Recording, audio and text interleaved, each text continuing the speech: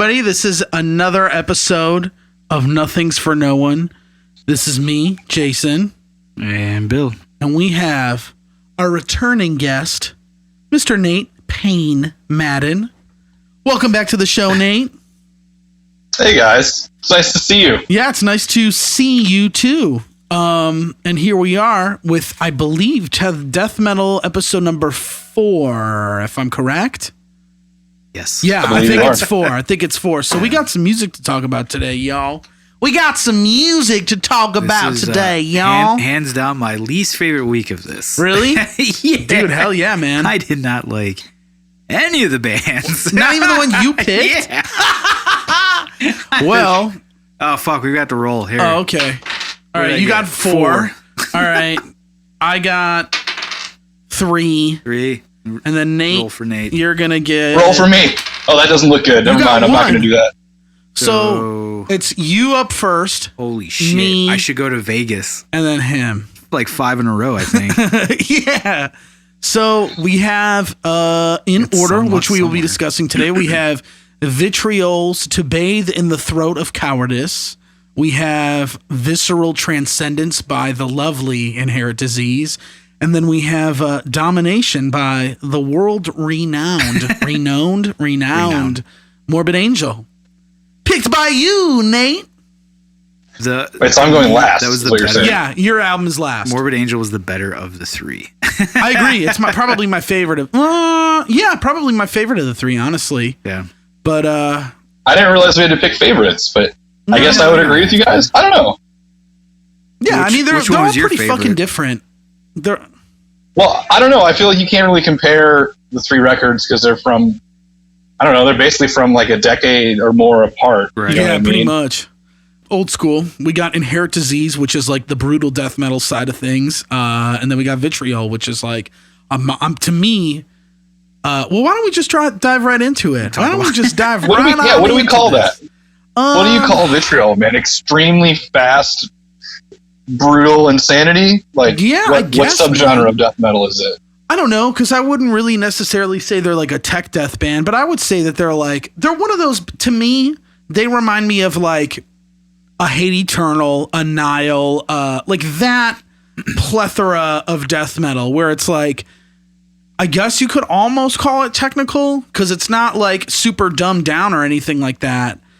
I mean, the riffage hard to play. Is like, yeah, kind of complex. I don't know. I couldn't really tell because the guitars sound horrendous on that album. I don't know about horrendous. That's harsh, but like they were rough. Like I couldn't make out notes. And then that fucking guy is always up on Instagram giving these gigantic diatribes about how fucking brutal the tone is of Angle and blah, blah, blah, and the EMGs. I'm like, oh, this is what you end up with. Is the sound of fucking pissed off bees. Cool. Yeah. Like, hey, Bill, you picked this album. I actually did a little bit of digging, not as much as I should have. Was it produced by the guitar player? Probably. I think it was. I was looking. I produced it. I kept Googling shit because I found that they're from Portland. So they did their EP or whatever, because the first and last songs on the record, which is the first one, is the one that you picked. Yes. What the fuck is it called? Parting of a Neck. Sorry.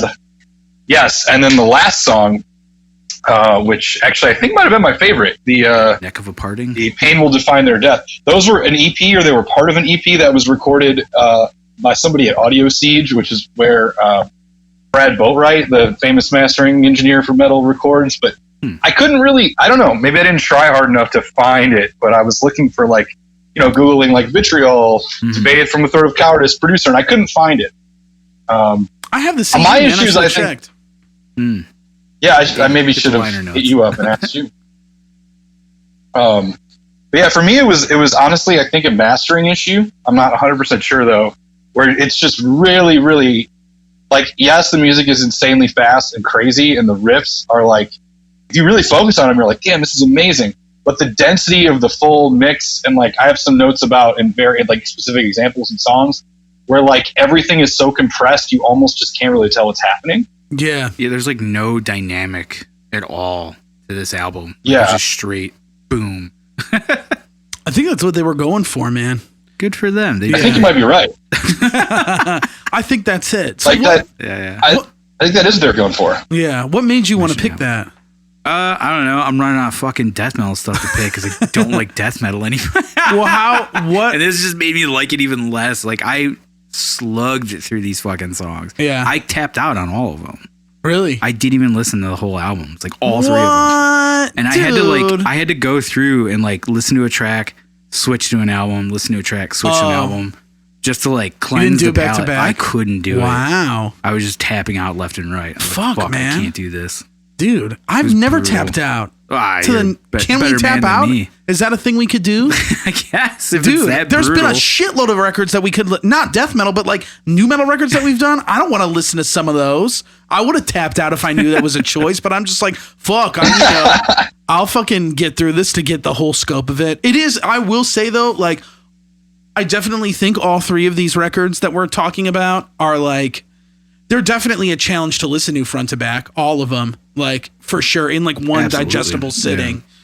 Yeah. I used to do it though. I remember like there was definitely times where I listened to, well, we're talking about Vitriol. So we're talking about To Bathe in the Throat of Motherfucking Cowardice. And yeah, it does sound fucking insane. And I feel like they've always like had that vibe from everything I've heard by them. But I'm like a total vet for the style that they're doing. I think it's sick. And I think that like a lot of what you see in death metal now is a lot, you know, we're seeing a lot of this old school revival stuff with bands like Tomb Mold, Outer Heaven, you know, whatever the fuck else you want to list. But it's cool to see bands kind of bringing it back to that era of Nile type songwriting, Carissian type shit. What else did I say that they kind of sound like? Hate Eternal. Yeah, like that type of just like. Hear that in there. Yeah, there's definitely, I think there's a heavy influence of that. And they've talked about stuff like that. It's just exciting. I've always found them to be a very exciting band because I feel like a lot of death metal these days is either like, at least whatever I'm exposed to, is mostly like either on the insanely technical spectrum to where it's just like I'm bored, or where it's just like this old school revival spectrum where it's like I'm bored for a different reason. But Jason's bored no matter what. Bill hates every album. It's cool that like I don't know. I think it's cool that like they're it is a challenge to listen to. The guitars, I can't make out half of it, but I like Portal and shit like that. I will give him this. The vocals are phenomenal. That dude's vocals rule. I think that's so weird that you say that, because I think that the best part of the album is probably the riffs, but they just make it really hard to tell what's happening.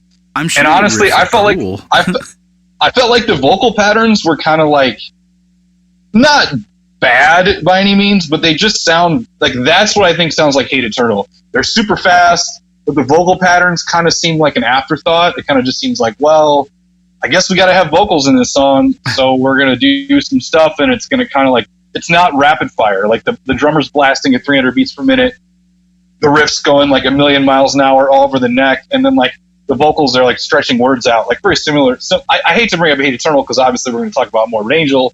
That's going to come up later. But I mean, vocally, it reminded me a lot of Hate Eternal. Okay. And the few moments, like, I think it's, I'm looking now, shit, what song was it? There is a song that apparently I did not write down that has like an awesome vocal break in it. It might be The Pain Will Define Their Death, where it's almost like a bridge. I don't know if you guys know what I'm talking about. Not off the top of my head.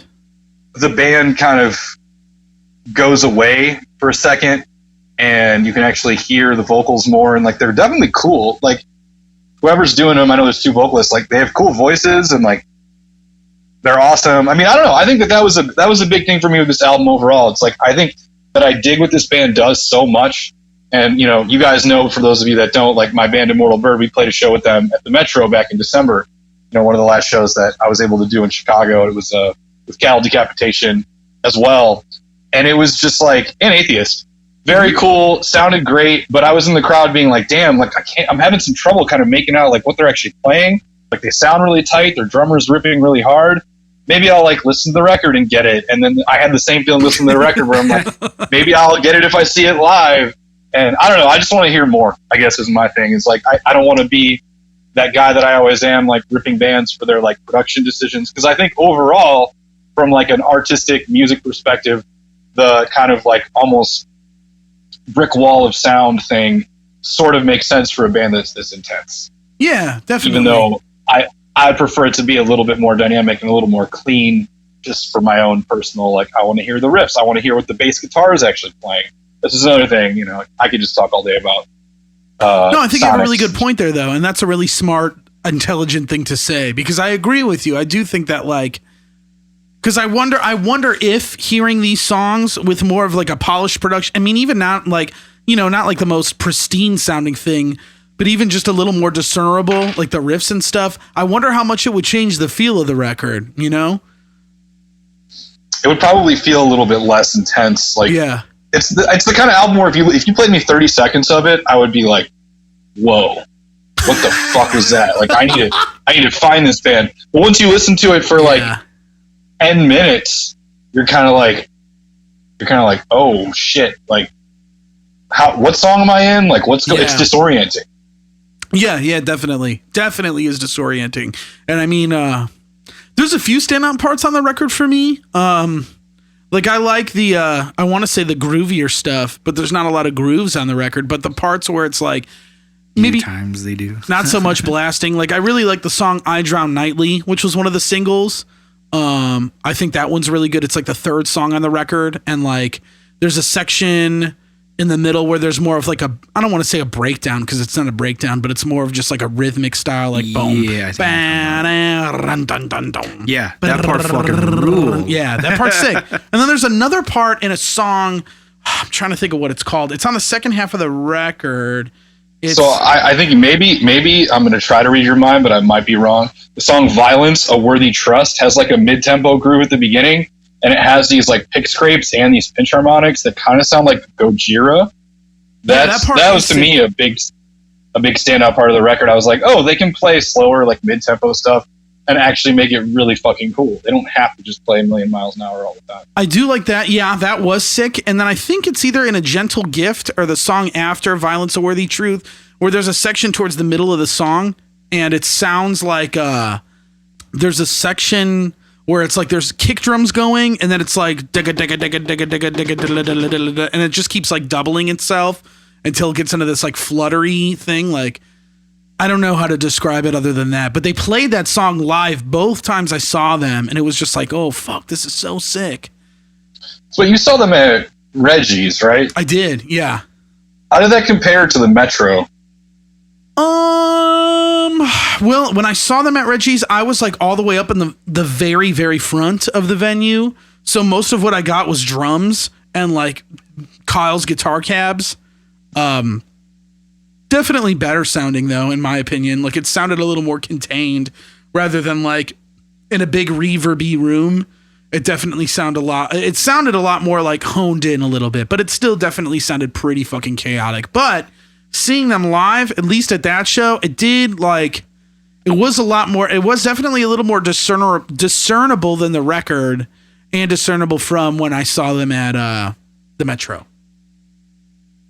Gotcha. Yeah, because I mean, I tried to watch a little bit side stage at Metro, and that's, you know, usually you try to watch a band side stage, it sounds like fucking crap. And so I went out in the crowd for a bit and was just kind of like, oh, yeah, like they're fucking ripping hard, but like, yeah, and Bill brought up the Angle thing, and like, you know, I don't hate Angles, and I think for a band like them, they could work really well if they were more of like a tech death band that like had a lot of palm mutes and accents, but like when you have less palm muting and you play Angles, they're just so dark and so compressed.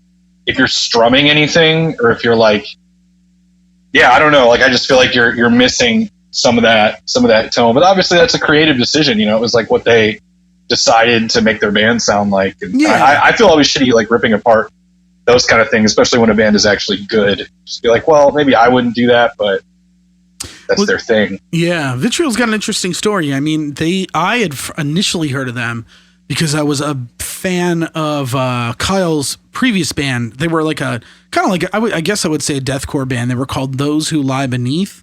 They only put out one record, and they were on Rise Records, but I always thought they were cool because they were definitely more on like the really heavy death metal-y side, and there was definitely a lot of sections that kind of reminded me of like the Red Chord type stuff. I never got to see them. They toured for a while. I remember they would do a bunch of tours with like Within the Ruins and this band called In Hell Followed With, who recently came back, who are a deathcore band, and I always enjoyed that record. It was like a diamond in the rough to me, kind of like Burning the Masses in a way, where it was like, okay, these guys were basically like, I mean, they had nowhere else to go other than tour with a lot of these death metal bands deathcore bands, because that was so big and prominent back then. I'm talking like, I don't know, mid 2000s, mid to late 2000s, I guess. And nothing really ever happened with that band. And then eventually their singer left, and I don't know if Nate, you've probably heard of them. I don't know if you have, but their singer joined I Declare War. Oh, I actually have heard that name before. Yeah. Have you heard of them? Yeah. Yeah. So their singer Jamie joined that band, and then Kyle kept doing Those Who Lie Beneath, and I remember they were putting out songs on MySpace. They weren't on Rise Records anymore, and they were putting out like these super like heavy songs, and I was like, whoa, shit, this band's like a death metal band, like super fast blasting everywhere. Kind of like, and eventually it just became Vitriol. They changed the name, they rounded out their lineup. I believe, if I'm correct, the bass player and drummer were in Those Who Lie Beneath as well. And they kind of just rounded themselves out as a 3-piece, I guess, after a certain amount. Well, now they got another guitar player. Yeah, I saw that. But yeah, man. And I don't know if either of you guys remember, we fucking met Adam, their bass player, when we played with Alter Beast and Archaic, because he used to tour and fill in for Archaic on bass. And he like loved Roman Ring. Really? Yeah, he grabbed a shirt from us and shit. That show playing? Yeah, he was playing with Archaic. Wow. Oh damn! I wish I would have known that. Yeah. Well, Vitriol wasn't really like doing much at that point. Yeah, like this record definitely wasn't out. I don't even think that maybe the EP was out. But yeah, I remember that's where I met this dude and started talking to him. And I've talked to him. I've talked to him at each show that they play. He's just a sweet dude. But he remembered me, and he remembers our band, and he likes our band. That's awesome.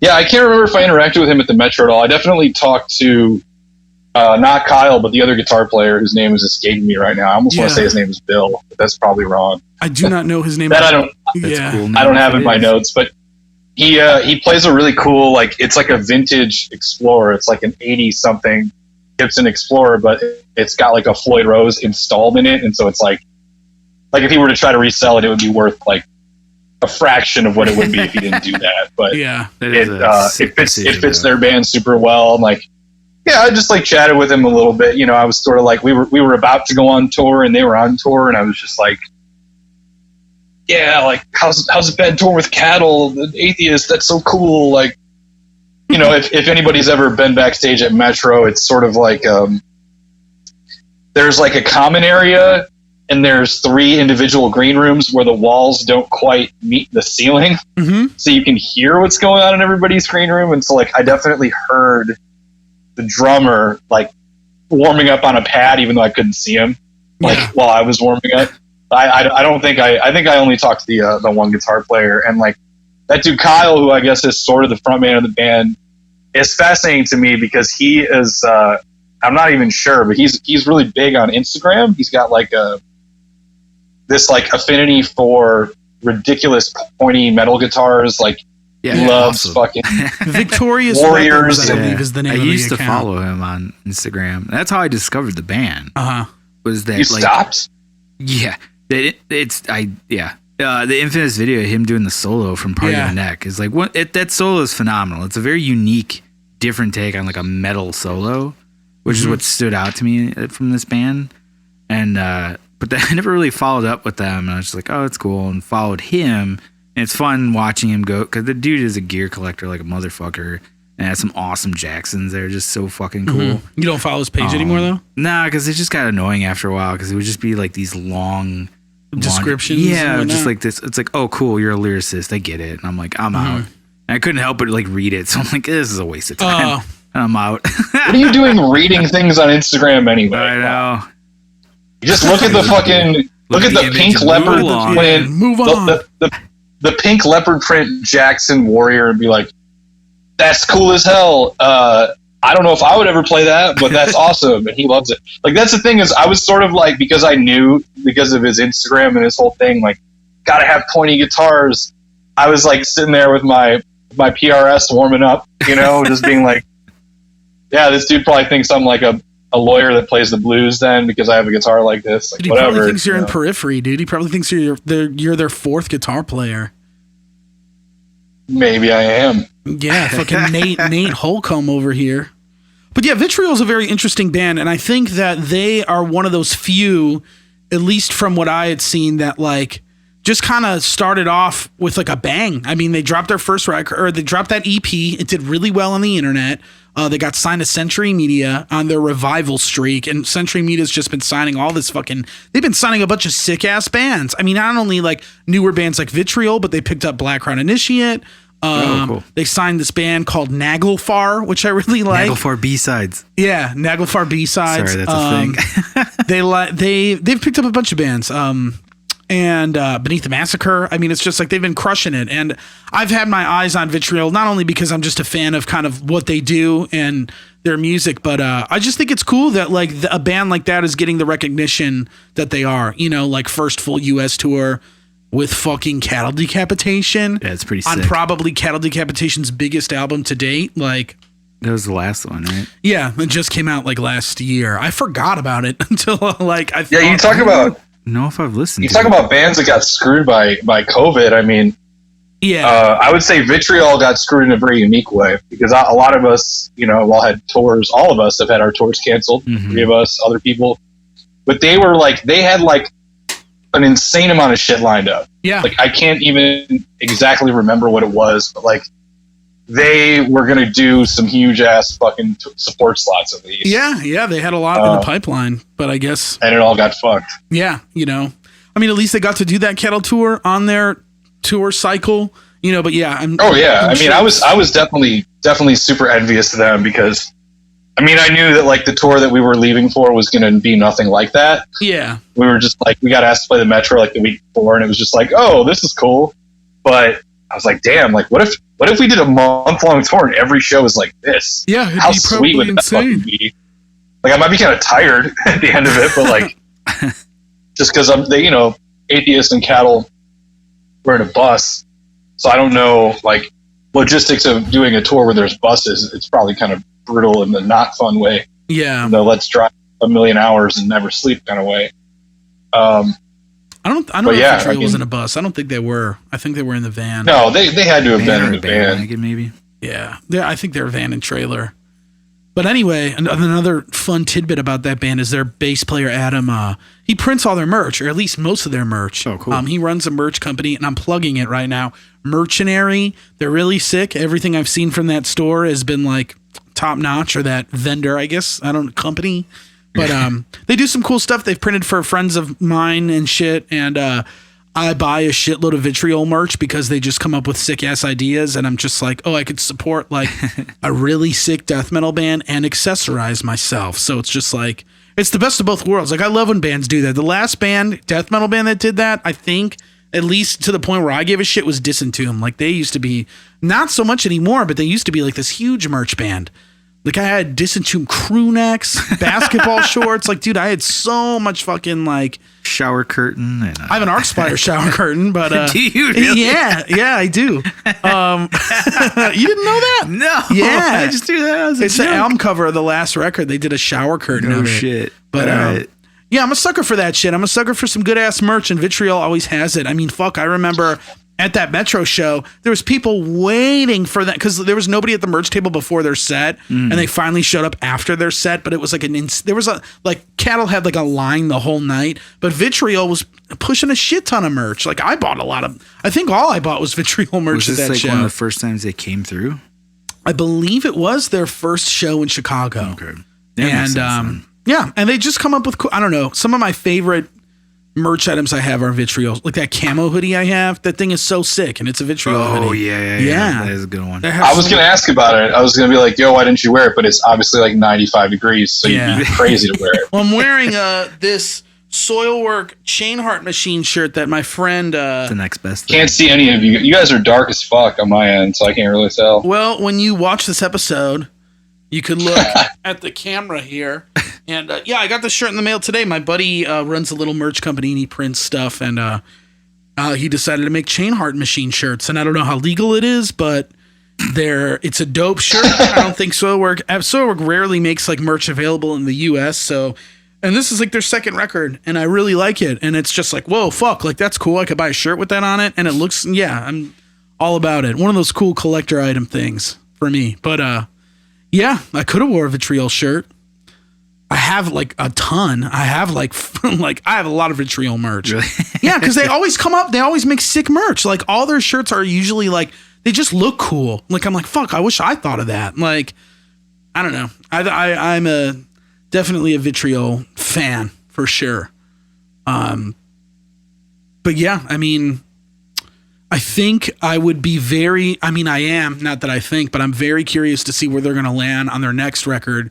Because I think that's going to be, well, I don't know. Because it's like, yeah, they did get kind of fucked on this touring cycle and this record cycle because they haven't exposed themselves as much as they probably wanted to.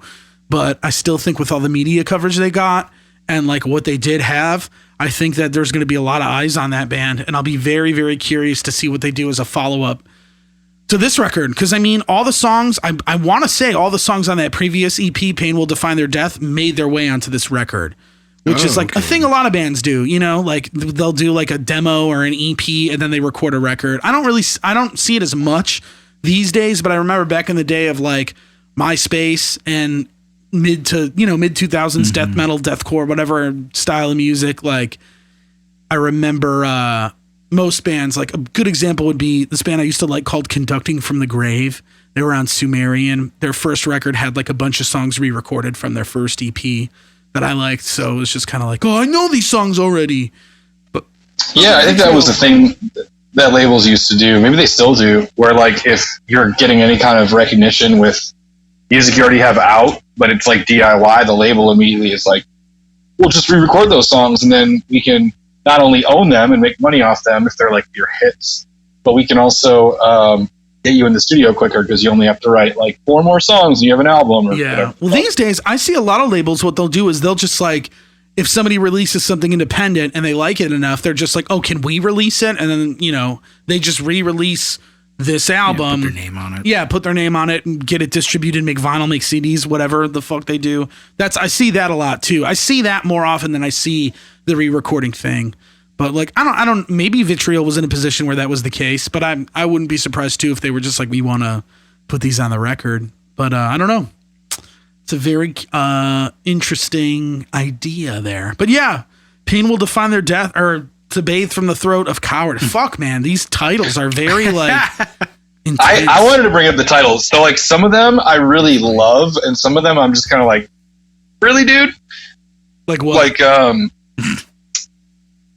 I love the song title "A Gentle Gift" for a death metal song. Yeah, it's kind of funny. I like the song title "I Drown Nightly," which doesn't really make a lot of sense, but it's kind of like, I don't know, it conjures up some kind of image in my head. I don't really love titles like "Crowned in Retaliation" or "Legacy of Contempt," or what about I don't know. I mean, I guess that's it. Like the other ones I'm like fine with. The Rope Calls You Brother. Well, that one I was going to mention because it's odd, and it's definitely a reference to something, and I couldn't figure out what that was. It's not the Hulk Hogan. The dark side, and he joined the NWO. I think it's a reference to like a movie or a TV show. I would have to. That could be true. They also do a lot of clips, I feel. Oh, maybe not on the record, but on like live, they do a lot of sound clips before songs. Which I always think I've always wondered, I'm a sucker for that shit, dude. Really? I wonder what it would be like being in a band like that. I've never been in a band that did that. I know. I've been trying to be in a band that did that. Wink, wink, Nate and Bill. Nope. Hey, man. I don't know how to make that happen, but it'd be easier.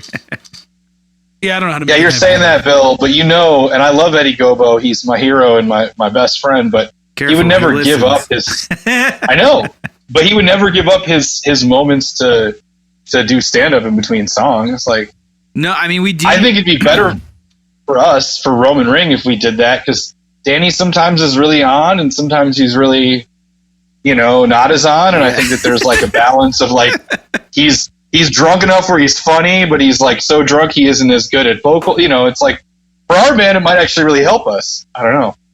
Nah, I like it when he suffers up there. Well, I'll start thinking of ideas, maybe. Maybe there's a little seed that's being planted here right now. I don't know. You work for Zounds. There's something we can do with audio clips. Yeah, I'm sure there's something. Yeah, I mean, we're gonna be doing it with Something Is Waiting, because like if you've heard the albums, there's clips of stuff. Wait, you there. are? Yeah. Like there's in clips between of stuff on songs, there though? and stuff like that. Yeah. Just because like, why not? We want to like recreate the albums and stuff like that, and put all whatever samples we have, and then a few extra things here and there for shits and giggles, and like we've done it in the past very unsuccessfully. There was like one or two. I would say be careful, man. Why? Here's why. So you're obviously doing this impossible feat, and I commend you for it, where you're playing 2 guitars and bass simultaneously, right? You're doing it. You at least you're not using like a bass track. At least you haven't been. But if once you start using any track of any kind, people are just going to assume that all that shit is tracks. I'm just telling you. So be careful. Wonder, man. That's a good point. That's how I always feel when bands use tracks. Like, I don't know if I should mention specific bands, but like, once one thing is obviously a track, you kind of have to go like, how much of it? Oh yeah, I know. You know what I mean? I can't tell you how many times I've heard rumors like Rings of Saturn's kicks are part of the track, so the drummer's only playing with his hands or some shit like that. I've heard all that dumb shit. Yeah, I have no idea but yeah, that is, you do bring up a good point, because like I know a lot of people fucking are thinking that. Like I've thought it, where I'm just like, oh, is that true? Like I wouldn't even be able to tell anyway, but because my ears usually I feel like I can tell, but you start and you end up questioning it. For example, you know what I mean? Like, man, I don't know. I don't want to talk shit about anybody. I don't want to offend anybody. So maybe I'll just leave it at that. All right. That's well, fair. Mr. Diplomatic Madden here. There was a band that I toured with where they did all backing tracks for the instruments. Whoa, really? Yeah, and it was pretty funny because the one dude wasn't even a bass player. He was just standing there. Yeah, I mean he was rocking out. It was. Can you say so what the funny. band was? I don't want to. Okay. And it was. Oh, so come on! funny. See, that's why I didn't want. I wasn't going to do that. I wasn't going to be like, this band did this, but I can't say who it is. Yeah, but it was so funny because like he would just kind of fuck off every once in a while. You're like, dude, stop doing that. Like, but nobody cared. They still had fun at the show. Was this a band that toured? Obviously. Yeah, this is a band that had crew. A band that had crew. They had crew. Yeah. They had crew, but they didn't sell have a bass and a lot of albums. They sell like 1 million+ albums in their lives. I don't know. Their name begins with X and ends with another X. I don't know. Yeah, that's funny. Well, shit, that sucks. I mean, it's sick that that dude's just like, that's like Alex in our band, man. And like they also he just fucks off. Yeah, but at least he's playing. I know. But what's funny with that same band? I remember hearing before, like one of their things they used to do or still do, I think. Yeah. Is essentially have like a mute button on their rigs that like if they were like don't feel like playing this part, they could hit it. Whoa. And then just do whatever they want. Which I thought was so fucking funny. But this guy just didn't have that option because he wasn't playing. Oh wow, that's so the fucking best part. He broke a string. Really? Yeah. Wow. And he was just like, what are you gonna do? And he was just like kind of like turned his back and tried to play. That's hilarious. I want to know. So funny. I was like, how do you break a string and you're Did they not have a playing? backup? Yeah, he had a backup bass, but like in the middle of the song. No, that's how you give it away. If you're switching guitars and this shit's still playing, then you give it away. Well, also if he's playing on if that string is the the bass. It was the lowest string. Yeah, so if that's like getting hit, they could probably already notice like, oh shit. But no, I don't know. Nobody cares. You say the band already. You want to say the band? Do they pay you money to work for them? Nope. I'll find out after the episode airs. Then you should say the band. No, I know people that know them well. Yeah, Nate, come on. We're trying to keep things I'll tell you pro. I practice. I've told you about them before. Yeah, I feel like I've heard this story before. Yeah, I just can't remember who it is. So anyway, you guys Vitriol does not use backing. Yeah. Do you guys have any more words on that band? I mean, I just like, I guess in my notes, I just have a little thing about how the thing what I was saying about the mastering of the record potentially being the culprit for why it's like a little hard to listen to is in the last song. Pain will define their death in the outro, which is actually, it's a really cool song. In the outro, there's like some weird guitar noises. Maybe it's like synthesizers too. You can kind of hear how like adding like an extra element to the mix or whatever it is totally like squashes everything. Like it just sounds like harsh limiting and like not in a cool way. But other than just like, being that guy, I don't really have too much else to say. Well, that guy. Cool. Yeah, I'd be curious to see what they do next. I have a feeling that their follow-up probably won't sound too different from this one, but it'd be cool if they did do something that was a little more like dynamic for sure, a little bit cleaner. I think it'd be awesome because that band, all of those guys fucking rule at their instruments, and it's a bummer to me that the album just didn't quite work out as well as I thought it was going to. Sure. Which is part of the reason why I picked it. I was like, oh, these guys rip. Like I've seen plenty of videos of them crushing it, and I'm like, oh, sure. Kind of bummed me out a little bit. So For hopefully, sure. Hopefully the next one, maybe a little it'll go down different that route. production Or who value. knows, Yeah. I don't know. I guess we'll see. Vitriol, if you're watching.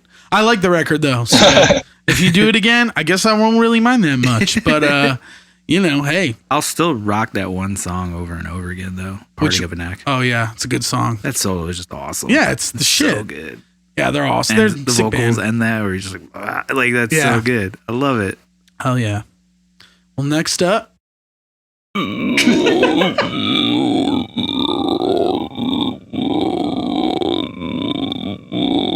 As we segue ourselves, if you guys couldn't understand what I just said, the next album on our plate here is Visceral Transcendence by Inherent Disease. Dude, and I fucking love this record, dude. Oh my God, I love this album. When it kicks it, I just started laughing. Yeah, because that's the reaction. Dude, understandably so, yeah. Yeah, that's the reaction I think most people are going to get on the surface because of what I just did and maybe the vocal styles of that record. Dude, it's comical. Like with the voice. I was like, oh, here we go. Like, long for the ride. I think if you're not akin to that style, it's going to be hard. Yeah. I mean, the closest I ever got to listening to something like that is that fucking Bert and Ernie. You've heard Defeated Sanity, right? Yeah, but I don't. They're along those lines for sure. Yeah, I guess so. I mean, I don't really listen to them all that often. Yeah. There was like one or two songs I used to really like a lot, but it's been a while. But that, like, I don't know, that band hits that thing where like the fucking snare drum is just like, man. Oh, you think that's bad? Oh, I know there's worse. Yeah, but that was like, it was like, I was like, Jesus, somebody turned the dinner bell off. I think that I actually enjoy the production on the record. I think you could hear everything pretty fucking well. Yeah. Like I will say, Visceral Transcendence, I got it on a whim. I got it when Unique Leader was still pumping out bands that sounded like Inherent Disease before they were doing a lot of deathcore type stuff and slam stuff. Like they primarily signed a lot of bands that's had that vein. I mean, Disgorge was on the label. Severed Savior was on the label. Inherent Disease. There's, a shit. Insidious Decrepancy, I'm pretty sure, or another band along with a name like that. You know what I mean? Right, like two words, and it's just like, oh, okay. Something that sounds like along those lines of like real fucking heavy pathology. Shit that sounds like that. I do enjoy that stuff, but on like not on a musical level. Just to me, it's funny. Like, yeah, it's fair. I think a lot of people find it funny. Brutal. Like it's great. It's good. For me, it's good in bursts. Like that's why I had to switch. Like it's intense to listen to that for 10 minutes. It is. Yeah. Like it is a challenge. So like back and forth. When that record came out, I believe I pre-ordered it along with the first Fallujah album. Really? Yeah, and I kind of because of like who won that battle. I like both of them. Okay. Just for different reasons. I wanted to get into that style of death metal, and I was like, I heard whatever song they had up. I want to say it was Beyond the Tyranny of Entropy.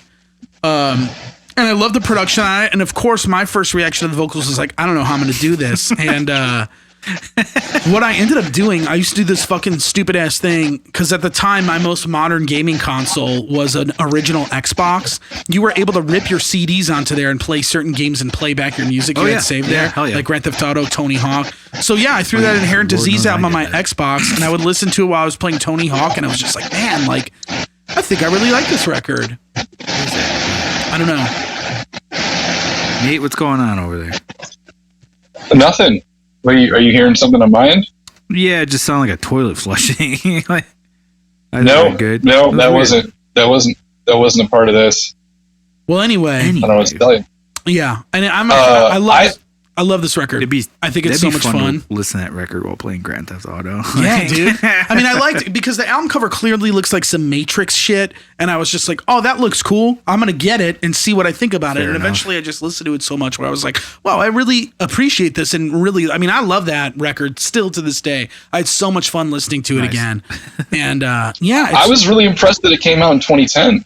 Like, I was like, damn it. Like, I was really into music like this when it was 2010. And I had never heard of this band, and maybe, I don't know, like that was sort of like, I was still super into like extreme death metal. I maybe wasn't into bands, like, would you call this a slam band? I don't know. I would call it pre-slam. Is it proto-slam? Death metal, I guess, because you got grotesque metal. I don't know. The way I visualize it in my head, and I hate saying brutal death metal as a subgenre because that's like a joke to me, but like. Yeah. With that type of sound, like the gurgly toilet vocals. Yeah, toilet bowl vocals and like really pingy snare and heavy production. Yeah, there's got to be a specific. I feel like there's two routes. You could either go the slam route where bands start doing the really chunky like zing, that shit I love. Ding, ding, ding, that shit's great. Yeah, and we'll get to some of those records for sure.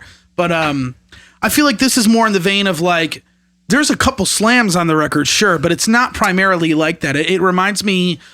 I mean, a lot of the songs I feel are very mid-paced, like mid-tempo. Like there's blasting, but it's not like you're getting more like and like that's a horrible description right there. Like the musicians, I mean, the show got it. I love the riffs, man. I think that like pretty much every riff on the album is awesome. And I didn't really look it up, but they're probably a one guitar band, right? They only have one guitar player. I think on that record it was. No, I want to say they're a 5-piece, but I think on that record it might have been a 4-piece. I'm not too positive on that. You know what? We could check. Yeah, I'm just guessing by the way the album sounds, like that there's only 4 of them. There's only one guitar at least, whatever that is. Yeah. And yeah, I mean, I think that like a lot of the riffs, a lot of them are kind of like heavy chugging riffs, but they're all really fucking cool. And a lot of the time, I just wish they would happen for longer, you know? Sure. And with regarding the vocals, like, it's pretty much the same for the whole album. The most extreme, weird, indecipherable growling, which like I think I used to listen to Nile and think that Carl Sanders' vocals were like, I'd be doing this. These are my nose. They'd be reading the lyrics going like,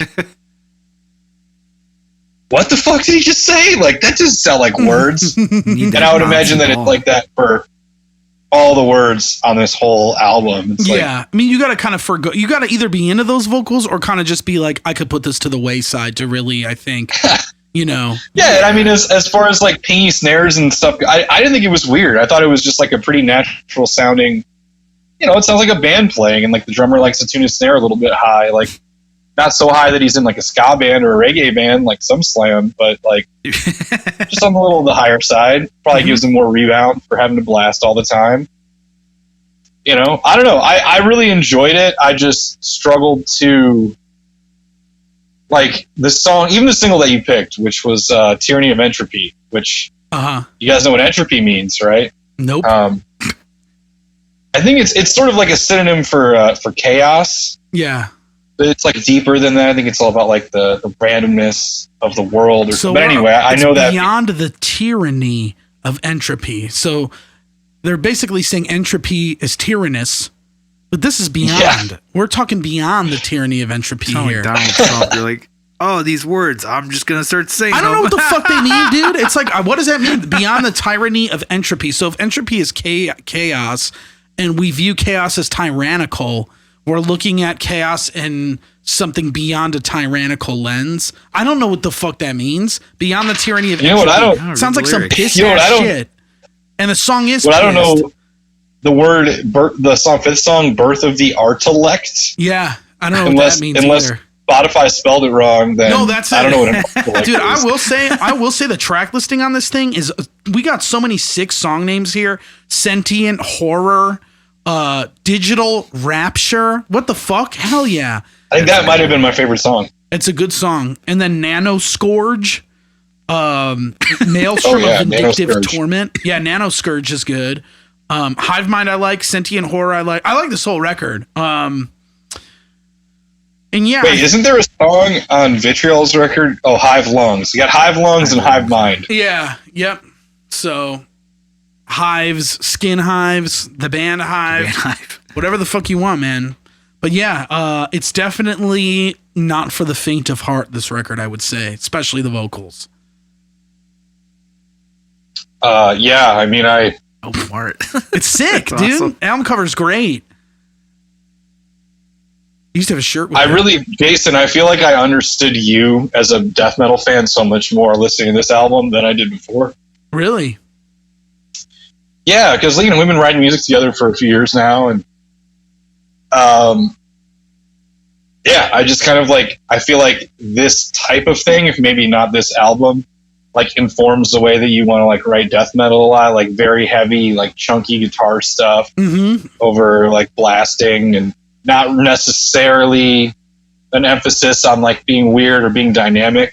Part of the reason why I like Digital Rapture so much as a song is it has I think it's a synthesizer break in the middle of it. Yeah. And then there's a really cool, coming out of that, a really cool, I don't know if I should call it a slam, but it kind of is just a heavy part that breaks down even further. Yep.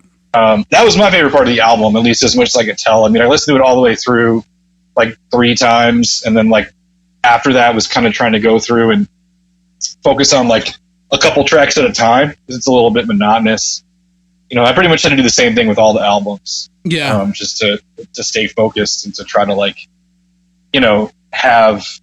retain some of the information from there. You know what I mean?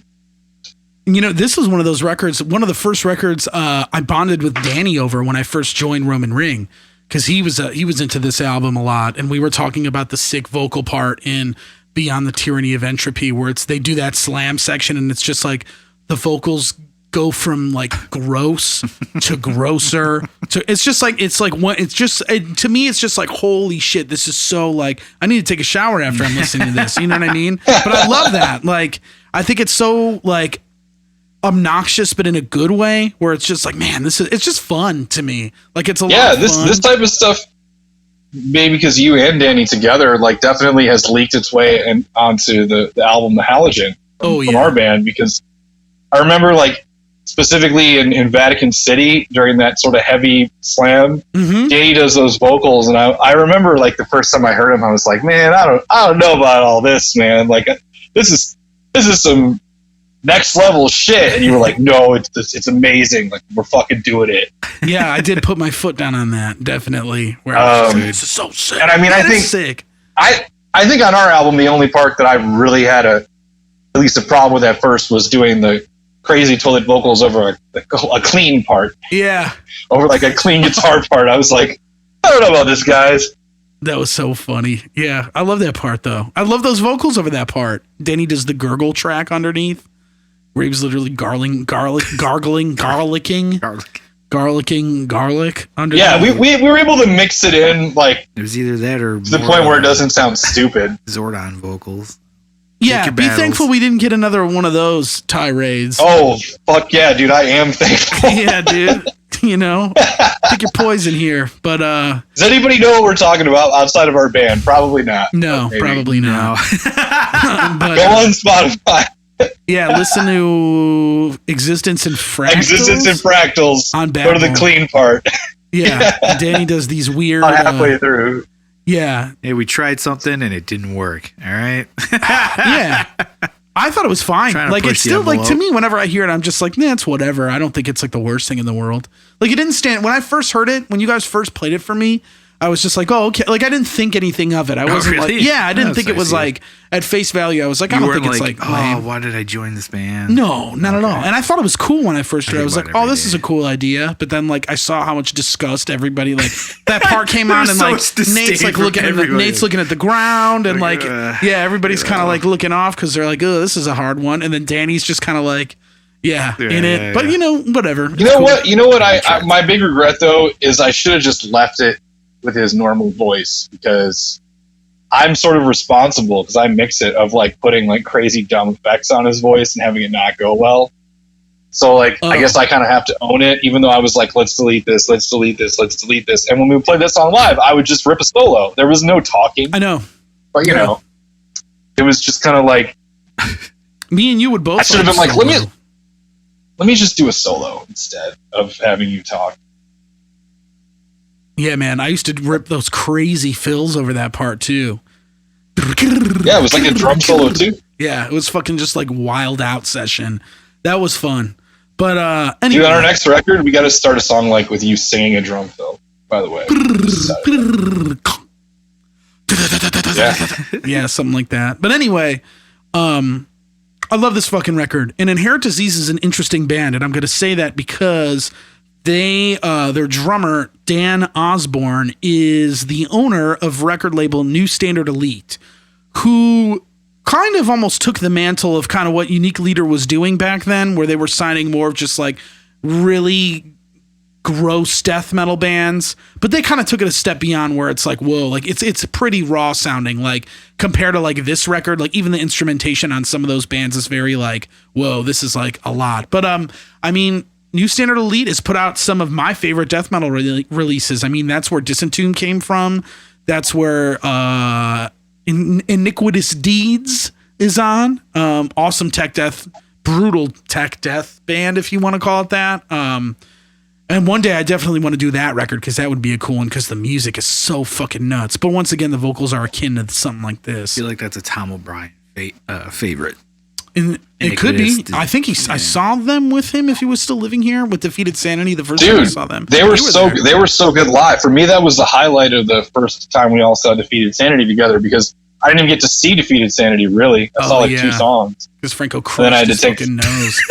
Yeah, I had to take Franco to the emergency room during their set. Jeez. Dude, there's some wild shit going on at that show, but there was at something was in the air. Right? Yeah. Which is wild for a show like that to be a Beat Kitchen. But it was packed, dude. Just ran out of places. It was a shit. It was an awesome great show. Time.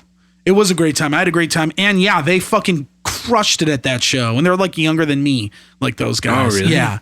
So their bass player was really good, which I don't notice a lot in metal bands. Dan's just one of those cool death metal guys. He likes all kinds of metal.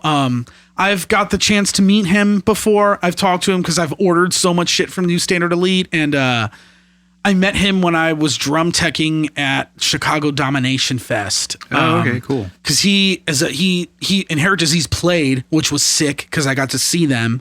Because they've I don't think. Maybe they've been to Chicago like a couple other times since then. They're not really an active band. They're German, right? No, are they a German band? They're from California. Really? Yeah. Where's Defeated Sanity from? Defeated Sanity is from Germany. Yeah. Look at that. I knew something. I think I only thought that. I know that about Defeated Sanity, but I think I thought that about them because I tried to look up like the Wikipedia for like the album, and it was like in German. Weird. Yeah, I don't know. I mean, they're from... Grandpa Knight might have just struck again. Yeah, they're from Ventura, California. I mean, I didn't look up the band and where they were from. Like I said, I was trying to look up the Wikipedia for the album. Yeah. I hear you. Sure, like your whole phone wasn't in German all of a sudden? I'm sure. I checked. Yeah, I mean, Dan Osborne, Derek DeRoss, Josh Welling... Sounds German. But yeah, anyway, and you were right. It is a 4-piece on that record. But yeah, they released a follow-up to this, which I haven't really given enough of the time of day, called Ephemeral, and it came out in 2016. But they were pretty much from my understanding, they were in a pretty long, ongoing lawsuit with Unique. This other one? Ephemeral. No, what's the older one? That's their first record. But they're both 2010? They were probably both uploaded to Spotify in 2010. Oh. This other one, Procreating an Apocalypse, is from 2006. And then when's that one from? Ephemeral? No, Visceral Transcendence. That one's from 2010. It is 2000. Okay. Yeah, and then Ephemeral came out in 2016. Metal Archives, guys, I highly recommend it when doing these like death metal listens. I'm always on there. Yeah, because you got everything there: the year, the lineup, sometimes the production notes, or who produced, mixed, mastered, artwork. But yeah, they did Ephemeral, and they were in this. They recorded that record years before it actually ended up coming out, and I never really got the chance to talk to Dan about any of that shit. I talked to him vaguely about it a couple times, where he was basically like. They ended up putting out Ephemeral underneath Unique Leader. I think they struck up a deal where he was able to sell his own exclusive merch and copies of the record through New Standard Elite, but it was still released under Unique Leader, and that was the last record under that contract. But yeah, they were just trying to get out of it for a really long time, and it took them forever. But then the album finally saw the light of day. Like I said, I want to give it some more listens because I think I have a copy of it, but I never really gave it enough of the time of day because I liked Visceral Transcendence so much, and Ephemeral definitely has a little bit more of a raw production approach to it, and I think that's what was kind of, I don't know, and I think it just came out in an era where I wasn't ready for something like that, so I'm planning on going back and listening to that record, but they're an interesting band. I've always really liked them. I always wonder if because of that big gap in releasing those records, if that was maybe the reason why they're not as so much of an active band as they used to be. Well, I mean, I don't really know what they were doing before, to be honest with you, but their singer Obi is also he's in a ton of death metal bands. He's done a ton of death metal releases. He's actually Iniquitous Deeds' current vocalist. He's also the current vocalist in Pathology, who your boy Tim King put out their most recent record with him on it. Yeah, so the singer on this Inherit Disease album is in Pathology on the record that just came out that Pavement put out. No shit. Yeah, so hit up Tim. Oh my God. Yeah, a lot of Inception going on there, but yeah, it's a cool record. It's a fun one. I always love listening to it and going back to it. It's great. I think it sounds cool. I think it's a fun record to listen to, and man, I got to dig up the shirt. I got the shirt somewhere. I cut the sleeves off of it. It's probably in a box somewhere now, but yeah, I used to wear that. It was like my ultimate cred shirt where I was like, I want to wear a shirt. Nobody fucking knows this band. Like, this is the one. But I mean, there's people that do who are very aware of it. And yeah, it's just it's a fun listen. Like, listening back to it, it was definitely like a bit of nostalgia for me, I would say. Just because like I had listened to it so much when it came out. But yeah, I don't know. I'm a fan. Yeah, what were you, like 20 years old when this album came out? 19 years old, maybe? Yeah, I want to say I was 19. Because that was 2010. I would have been 18 or 19, yeah. That's a big deal. Let me see if there's an actual release date listed. Yeah, July 20th, 2010. I would have been 18 when this album came out. Fuck, that's crazy. Damn, you hadn't even turned 19 yet. Yeah, no, I did not. I didn't turn 19 until December that year, so... I like scary music, guys. But you know what? I think it was a lot of fun. I hope that, Metal Archives technically classifies them as still an active band, so maybe they'll come back with another record someday. I still got to listen to the most newest one, but yeah, I recommend it. If any of you guys are listening, are into that type of like heavier style, like Defeated Sanity, anything, I don't know, Putridity, stuff along those lines. I want to do that record at some point. That last Putridity record, but yeah, it's fun. Did any of you guys have anything else to say about that one? I don't know. I think that my biggest takeaway from it was just like, I liked it. I think maybe more than I expected. But I just really don't, it just, wasn't, it was hard for me to know like when a song was beginning and when the song was ending sometimes. I really had to be attentive to like following the tracks.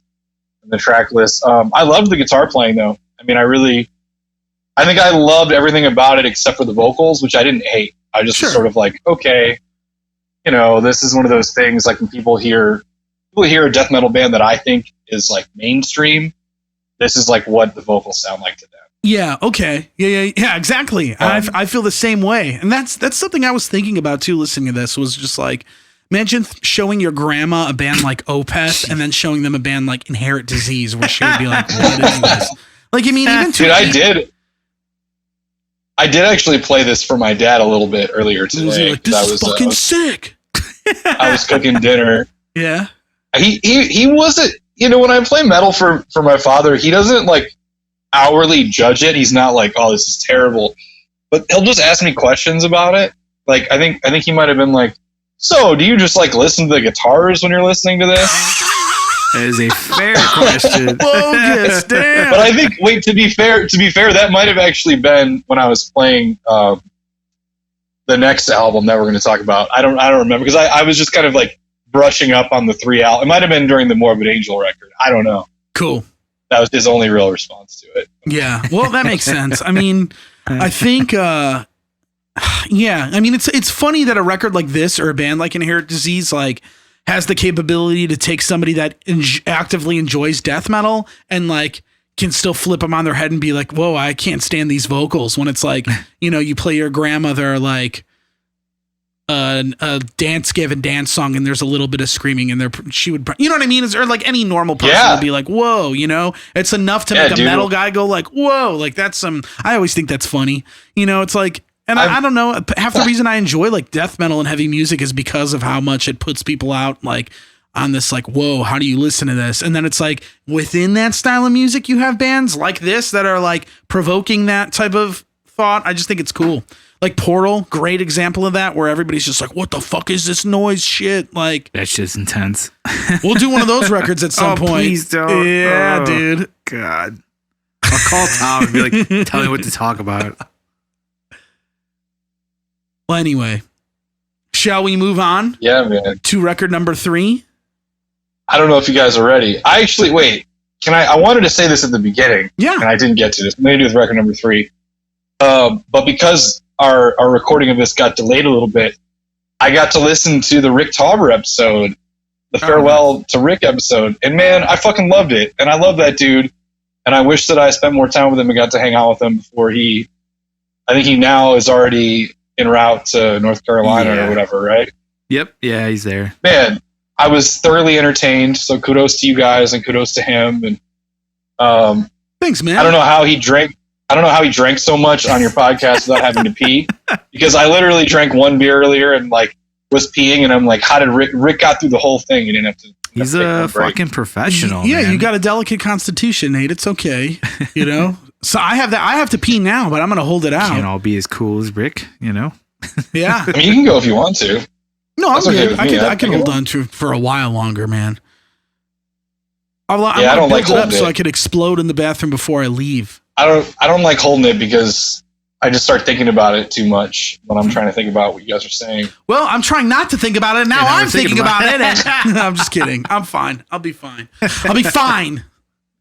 That's awesome. Yeah, Rick's the shit, dude. I was so fucking fried on that episode. Holy shit. Like, I was listening back. I'm glad, though. Like, I'm glad because Rick's like your homeboy, dude. I don't want to be sitting here fucking being like, Rick, I know Rick. I love Rick. Like, I've met him so many times and he's such a great dude. But it was cool seeing you guys like interact. Seeing us pal around like we do. Yeah, it was fun. It was awesome. It was a real bummer too, just because like I've known Rick forever now, Sure. and like that's just how we are, Okay, like, yeah. talk like that all day, but in like the last few years, we like haven't really been in contact too much, which is like a bummer. And when I found out he was moving, I was like, "Oh fuck, dude! Like we gotta hang. Like yeah, we've been fucking up. We gotta hang, And but yeah, it was great to have him on the show too. Like we talk about it all the time about having him on and highly elusive Rick Tauber. And yeah, man, he's like one of my best friends. Man, I went through a lot of shit together in bands and life and stuff like that, and work and whatnot. So hell yeah, been through a lot. So it's cool that he got to be a part of this too. I don't know if I can have him a part of like anything in my life. I'm all for it, man. I love it. And yeah, man, I'm gonna miss him for sure. I hope it gives me an excuse to go visit North Carolina. I don't think I've ever been. I've never been. Yeah, so You've probably been. I know you've been. Yeah, I've played in North Carolina a few times. Some really good people. I don't know. Raleigh's pretty cool. But I don't have a whole lot of stuff to say about it other than that. Well, all right then. Enough. Shall we do number 3? All right. All right. This is the 4th studio album by legendary death metal band Morbid Angel. It's called Domination. I fucking love this record, dude. I fucking It was recorded in 1995. Record. Yeah. When I was 8 years old. So I was not listening to death metal at the time. 20. It features arguably the best lineup of the band, with David Vincent doing vocals and bass, Trey on guitar and keys, Pete Sandoval on drums, and none other than Eric Rutan on his, I believe this was his first album. One of two. Guitar and keys. Yeah, dude. And I had never really, I have to say this, like before a couple months ago, I'd never heard this album. I was not, really diving into Morbid Angel's back catalog. I have, I guess, wanted to for a long time. Sure. I saw them live in 2017 when they were touring on their newest record. Yeah, I was with you. It was kind of like, I should listen to this band more. I know Eric Rutan, who, I love, was in the band. Like, what's up? And so doing this podcast, I delved a little bit into their back catalog and just sort of like, I don't know what it was about this album. I think it might have been the catchiness of it, for lack of a better word, that made me, of like the first like 4 or 5 albums or whatever, I was just sort of like, okay, I want to listen to this one more. And yeah, I really just enjoyed it. I think that unlike a lot of other death metal stuff that I like and listen to, I was actually really into the vocals. Like I actually really, I really like David Vincent as a vocalist, and that sort of kind of pushed me to listen to it more and bring it to you guys to see what you think about it. And obviously, Jason, you've probably been listening to this since before you were born or something. Yeah, man. Yeah, dude, I don't even know where to start. Like, I love, this is like, I think out of, I mean, this is like the point of Morbid Angel for me where I'm like all in. Like, I do like Blessed Are the Sick. I like Covenant, but I don't love those records as much. And maybe it's because like I didn't give them enough of the time of day, but like Domination is just such, to me in my mind, is just such an iconic record for that band. And I mean, there's just so much to it that I love. I mean, you got Eric Rutan in there, a legend before in the making pretty much at that point. I do think it's David Vincent's best vocal performance with Morbid Angel. It's my favorite album he did with them. I love the way the vocals sound on this record, and he just sounds so pissed. And I think they threw a bit of a curveball to a lot of people when this record came out. I think that have you ever listened to Covenant by Morbid Angel? I have a little bit. I mean, I was actually going to choose that album. Okay. Like I was kind of just going through the catalog, sort of skimming it. Sure. And because I liked Halo 2 so much, I was like, oh, let me see what this album is. Yeah. But yeah, it was really just, man, like the vocals. I mean, honestly, like I never listened to death metal for the vocals when I was younger, when I was really an enthusiast getting into this stuff. But I think now I can appreciate it. I mean, we'll talk about the other 2 records. Like compared to the other 2 albums we were just talking about, it's like night and day. Like it's almost like if this is death metal, how is that death metal? Because you can understand almost every word that he's saying. Yeah. And there's hooks. Yeah, you know what I mean? There's like choruses and like parts of the vocals aren't fully metal. And yeah, I mean, it's just like, I don't know. I feel like it's really unique and interesting for a death metal album, albeit I'm far from a death metal historian. Like part of this journey that I'm kind of going on with you guys with this podcast is me sort of like going back a little bit. I've definitely been guilty of talking about, whether it's obscure or at the gates, like metal albums that I just listened to a lot that I knew well in my youth. And this was kind of like, well, like, let me go back a little bit in time and see like where this all comes from. Yeah. Definitely. And you guys, my song that I picked, Where the Slime Live, is actually not my favorite song on the album. Really? But it's one of the most catchy songs on the record. And it's very mid-tempo. It's very hooky. My only real complaint about it is I think it's a little bit too long. But it reminds me, like, the first time I heard it, I instantly thought of the song Ocean Gateways by Obscura. Oh, yeah, dude. Nivea. Total, basically that's a total worship. Yeah, exactly. Like, and part of that has to do with the vocal effects. Part of that has to do with the fact that, like, anytime a fast band does, like, a heavier like driving mid-tempo song, but I was just sort of like, wait, why did Obscura do that? When that album came out, I didn't really understand it. I go back and listen to this record, and I'm like, oh, because death metal bands in 1995, I guess what this was, were doing that same shit to break up the monotony of like playing fast all the time. Yeah. And yeah, I mean, you know, I guess it was the single, and you know, because I guess if anybody wants to look at Wikipedia, one thing I'll bring up is the slime packaging for the album. Yeah. They tried to do a release where they had like slime in the actual package, and it didn't end up working because it was actually toxic. Dude, but there's copies of those that went around. Like they must have ended up selling them, because you could find copies of it that are like, they look all fucking corroded and shit, and they're like green and white stained, because like I'm sure that shit wasn't meant to like, yeah, who the fuck knows? But yeah, like what a sick idea. Slime pack? What?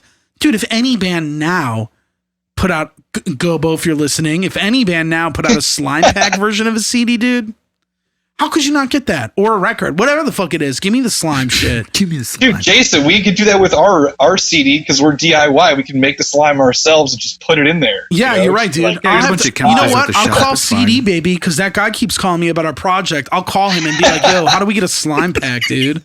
Dude. And we'll see what he says. Yeah, sure. Can we record that? Like record the phone call? Yeah, I could probably just install it on my phone, like a recording app on my phone. Yeah. Hysterical. And I'll be like, you know, like Domination from Morbid Angel, stupid fucking idiot. Yeah. Don't you know anything? What's your favorite song on this record, Nate? Oh, that's a great question, man. I don't know what my favorite is. I would say maybe it's probably one of the other Rutan songs. Like I really like Eyes to See, Ears to Hear, because it's like got a hook.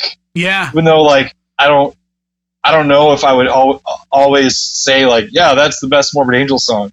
Probably either This Means War or Nothing But Fear, which are the other two songs that Rutan is credited on. Nothing But Fear has a great solo at the end that kind of sounds like Hate Eternal without a wah on it. Yeah. And like the intro riff to This Means War just kind of like, it has like a very like early Hate Eternal vibe to it. Yeah. But I don't know. It's maybe one of those. I mean, I really, I'm sure you guys noticed this. This album has like a bit of a strange experimental feel for it. Even if you take it out of the context of the 90s, it has like, well, okay, it has two tracks that are just interludes, right? Yeah. And that's Melting and Dreaming. And then you have the first 2 minutes of Caesar's Palace, which is basically like some like fantasy sounding fucking interlude. And then you have the song Hate Work, which is really interesting to me, but I don't know if I like it, you know, because it's got like, it has basically this like orchestral snare drum feel to it instead of death metal drums. It has like riffs, but it's got like an orchestral vibe to it. I don't know. I just like that they did all that stuff to kind of mix it up, if that makes sense. Like, I don't love all this synthy interlude stuff. Some of it sounds pretty dated. I honestly was fast forwarding through a lot of it when I was listening to the album.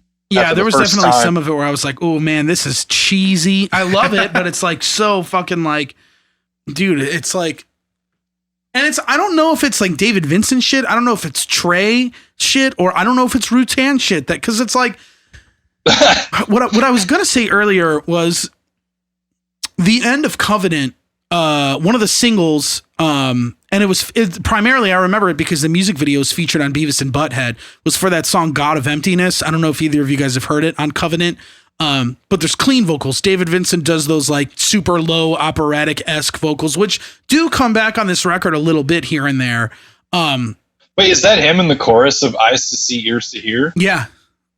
Okay. Yeah, that is him. About. And if you listen, Eyes to See. Yeah, and that's what fucking that other song was like. It was those same type of vocals, and I remember a lot of people heard it and were just what I had heard and when I've done my research, where like a lot of people were like, what the fuck is this? Like they're singing and it's but it was this weird, evil, malevolent style. Dude, that music video for that song, God of Emptiness, I highly recommend watching, both of you, because it's just fucking weird. Really? Yeah, it's very strange. I didn't do it. I didn't get that deep in my research for this. I'm sorry. I mean, that was Covenant. I don't blame you. It's not on the record that we're actually talking about. But thinking of like, I try to do a little digging though with their other catalog. Like, what is? I don't have this written down. I wish that I did.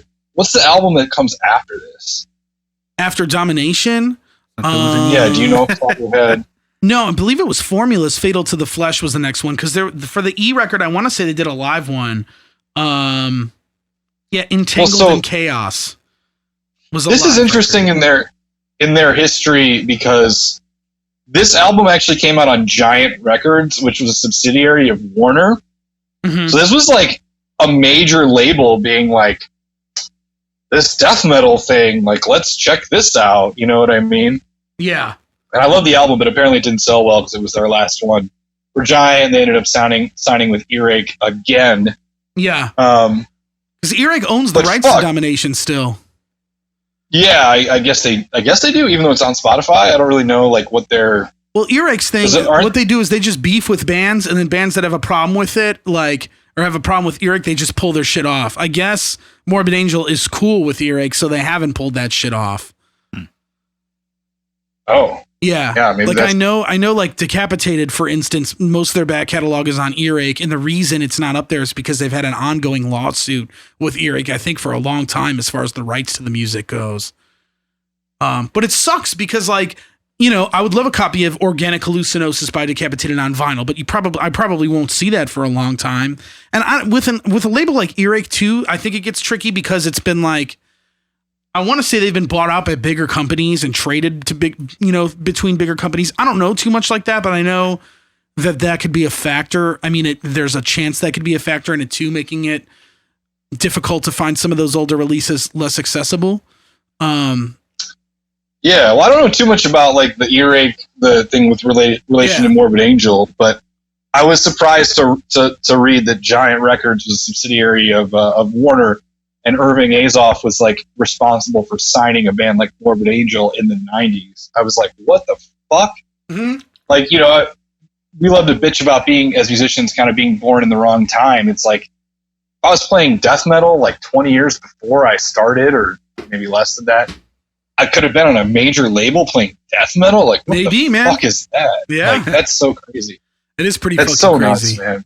But you know, that was big shit back then. I mean, it was a big movement back then too. And what I was initially trying to say was, when you hear a song like God of Emptiness and those clean vocals in the chorus, I think a lot of people were kind of like, I would imagine, at least if that was me back then, I probably would have been hesitant on what the follow-up would have been, like what it would have sounded like, or like, oh, are they going to do this in every song? Are they going to go soft on me? You know, what is it going to be like? And then you get an opening song, like the opening song on this fucking record, on like Dominate, and it's just like Dominate, sick fucking song. It's just like, oh fuck, I'm still getting my ass beat. Fun fact, Danny, but Through the Eyes of the Dead did a cover of Dominate as a B-side on Malice. Really? Yep. Whoa, I didn't know that. On YouTube and on the internet. I think it's on the CD copy I even have too. No shit. Yeah. Yep. It's great. Cool. And Eric Rutan did that record, funny enough. So it's just like, I wonder how he felt about them doing it. But playing like shit. Yeah. But like, well, dude, no, like that's one of the fun things about picking an album like this is like, not only is it fun musically to listen to and go like, wow, this is 95. Like, this is crazy.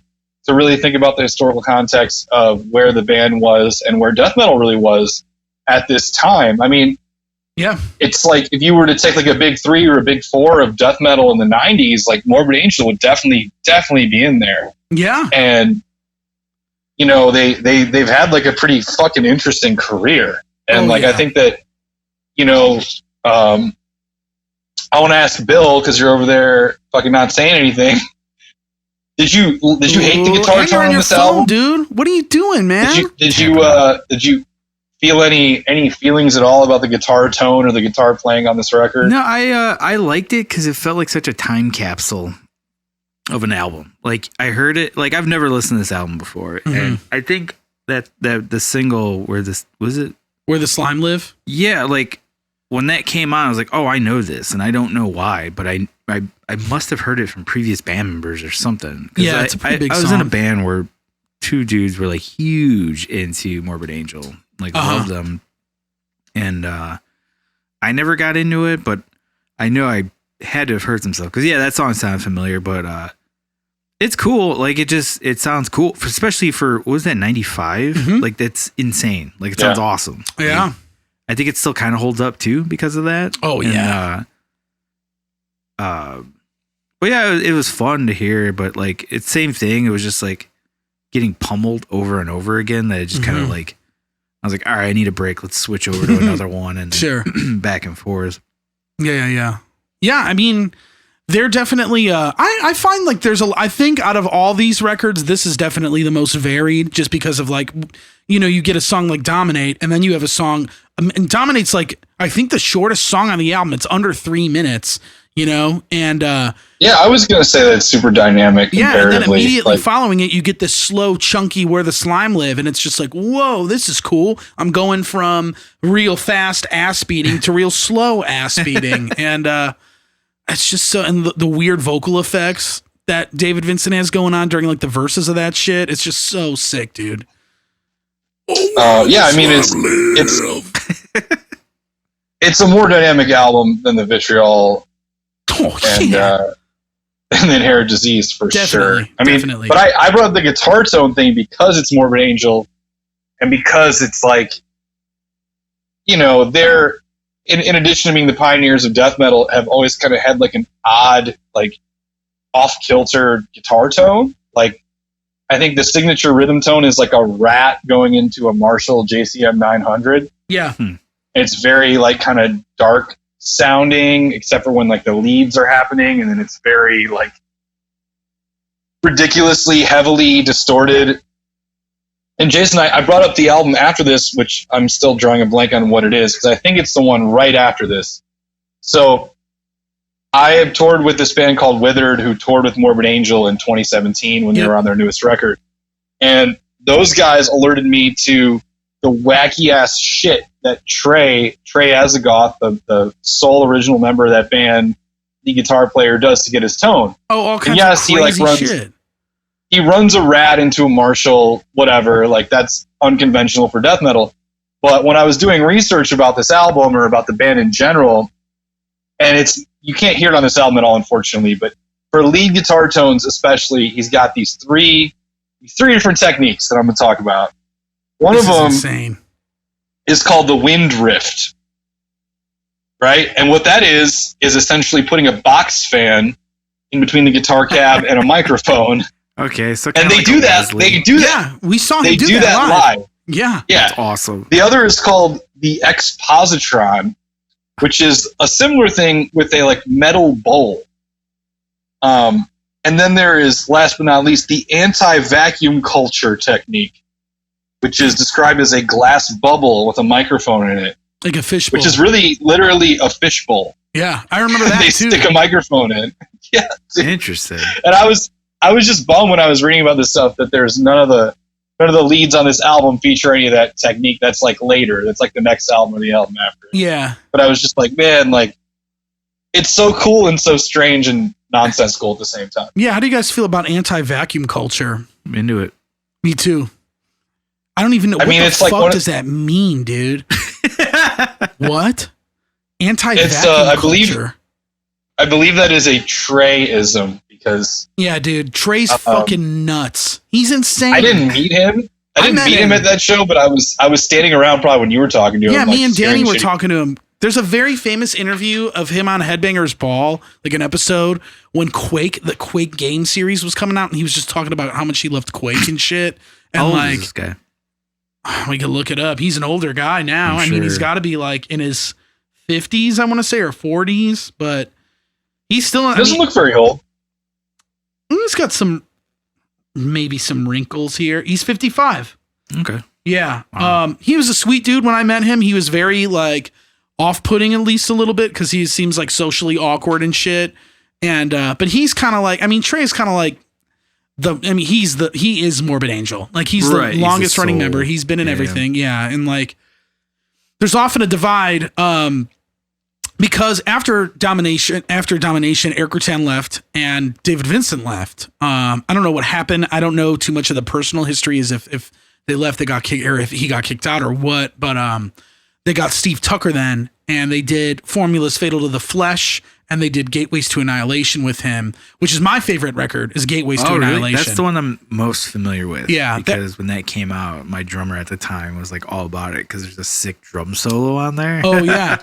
Well, like when Nate was just talking about all those techniques and shit, when we saw them, so Morbid Angel, okay, brief history recap. So they do those 2 records, Formulas and Gateways. Eric Rutan comes back for Gateways, and I want to say he records Gateways because he's engineering at that point. So he was writing with them, and I want to say he was doing the record. I could be wrong. Sorry, everyone, if I'm fucking wrong.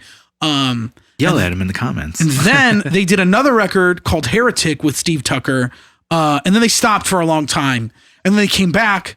And David Vincent joined the band. They got, I want to say Tim Young, the drummer, came back. And then they did that one record that just like got shit on by everybody. The little bit of research I did, because Pete Sandoval, the drummer, was a drummer that like anybody that was a drummer in metal talked about. Yeah. Pete the Feet Sandoval, dude. And like, I was like, oh, I wonder like, because like I noticed, I was like, oh, he's not in the band. I was like, I wonder what he's up to. And it turns out he's a born again Christian. Yeah, he is a born again Christian, which is crazy, weird considering this real band. Weird.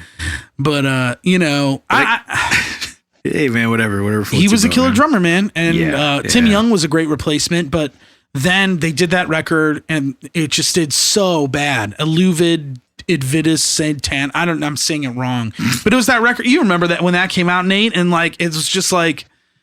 Have you ever heard that? Yeah, record? but like, I think I have. Dude, they have so many albums. I was listening to. Oh, is it Radicult? The song Radicult. Is that on that album, or is that on a different one? Because I had read one of the interviews that I read with Trey when I was going down the guitar tone rabbit hole was him talking about how he couldn't get behind that. And he was like, I had nothing to do with it. And I was like, ooh, I got to listen to this song. Well, see, and it sounds like some weird poppy industrial. Yeah, like Marilyn Manson almost mixed with more type stuff. And that's another David Vincent song, right? Yes, that's the whole thing. David Vincent is like this big, he's in a band, he's in another band, I forget what they were called, but it was essentially along those lines of what that song sounded like. And I'm going to look it up what it's called. So you're saying that album was not good? Like you didn't like it, or because it did well for them? Maybe like money wise, it did well. It charted in like multiple places. Yeah, but most of the because everybody was freaking out because there was a new Morbid Angel coming out. I mean, Heretic came out in 20. Yeah, this band has such a sordid history, man. It's so fucking strange, and like I feel like I just scratched the surface by picking this album and trying to prepare for it. On it.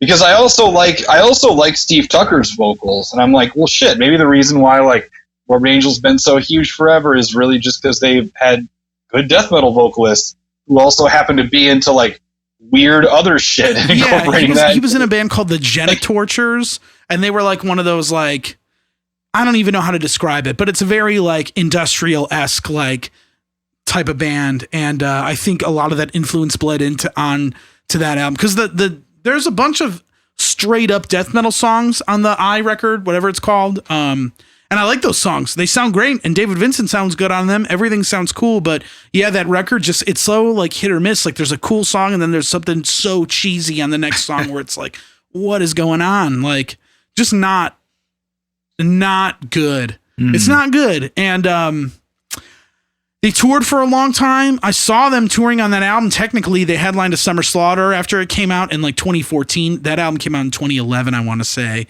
But they wouldn't play. They play like one death metal song from that record because everybody hated it so much. You know what I mean? They'd play one of the death metal songs and then just play their back catalog because that's what everybody wanted to hear. And who's the current vocalist of the band? Now, David Vincent left, I think because a bunch of shit went down because that record was so bad that David left or they kicked him out.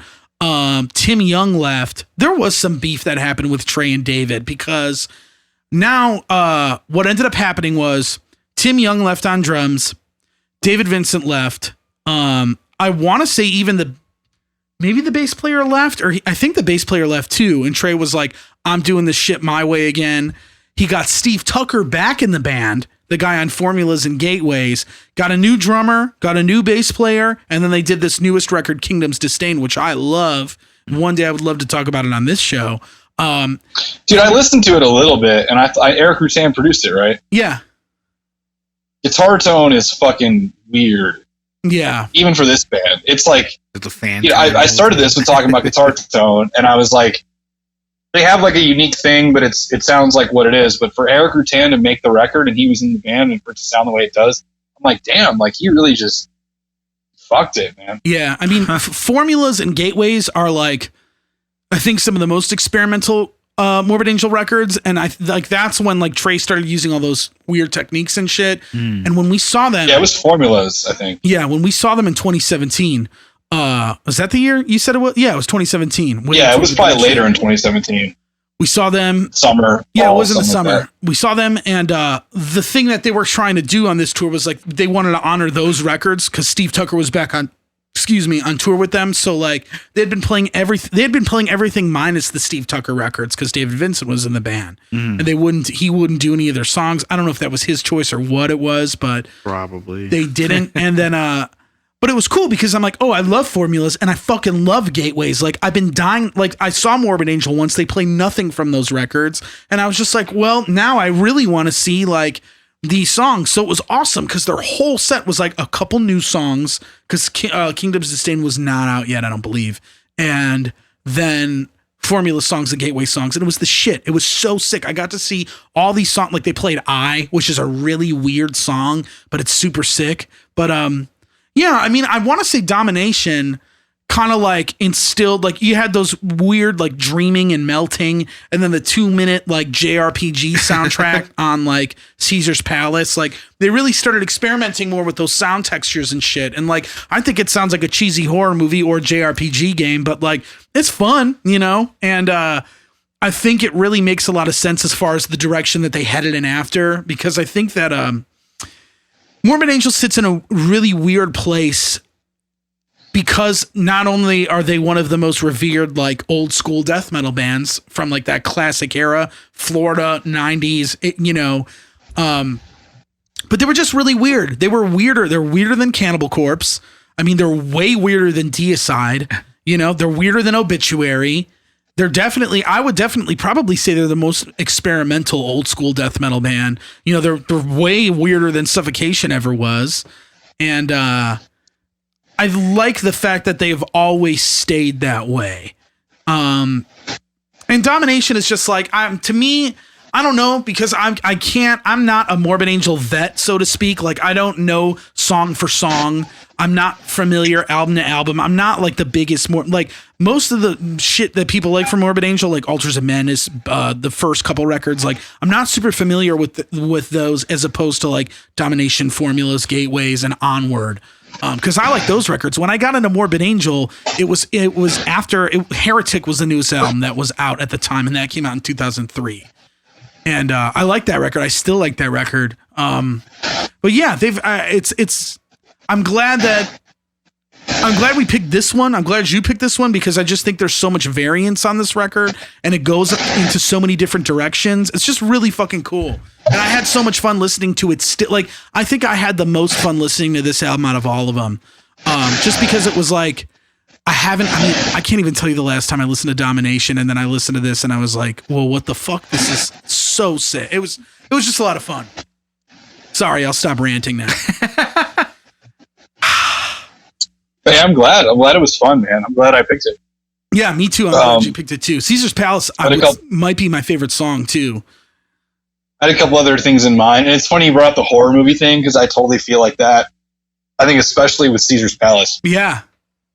The intro that's like the first 2 minutes of a 6.5-minute song sounds like 90s horror movie. Yeah, some like John Carpenter pretty shit. Much to a T. And like there is a definite experimental vibe to it, like I said before. And I mean, yeah, like I didn't know this shit existed before a couple months ago, really. So for me, it was just nice to kind of travel back in time and be like, okay, like I play in some bands that are kind of death metal, like, but I don't know. I like know way more about the history of like thrash metal. You know what I mean?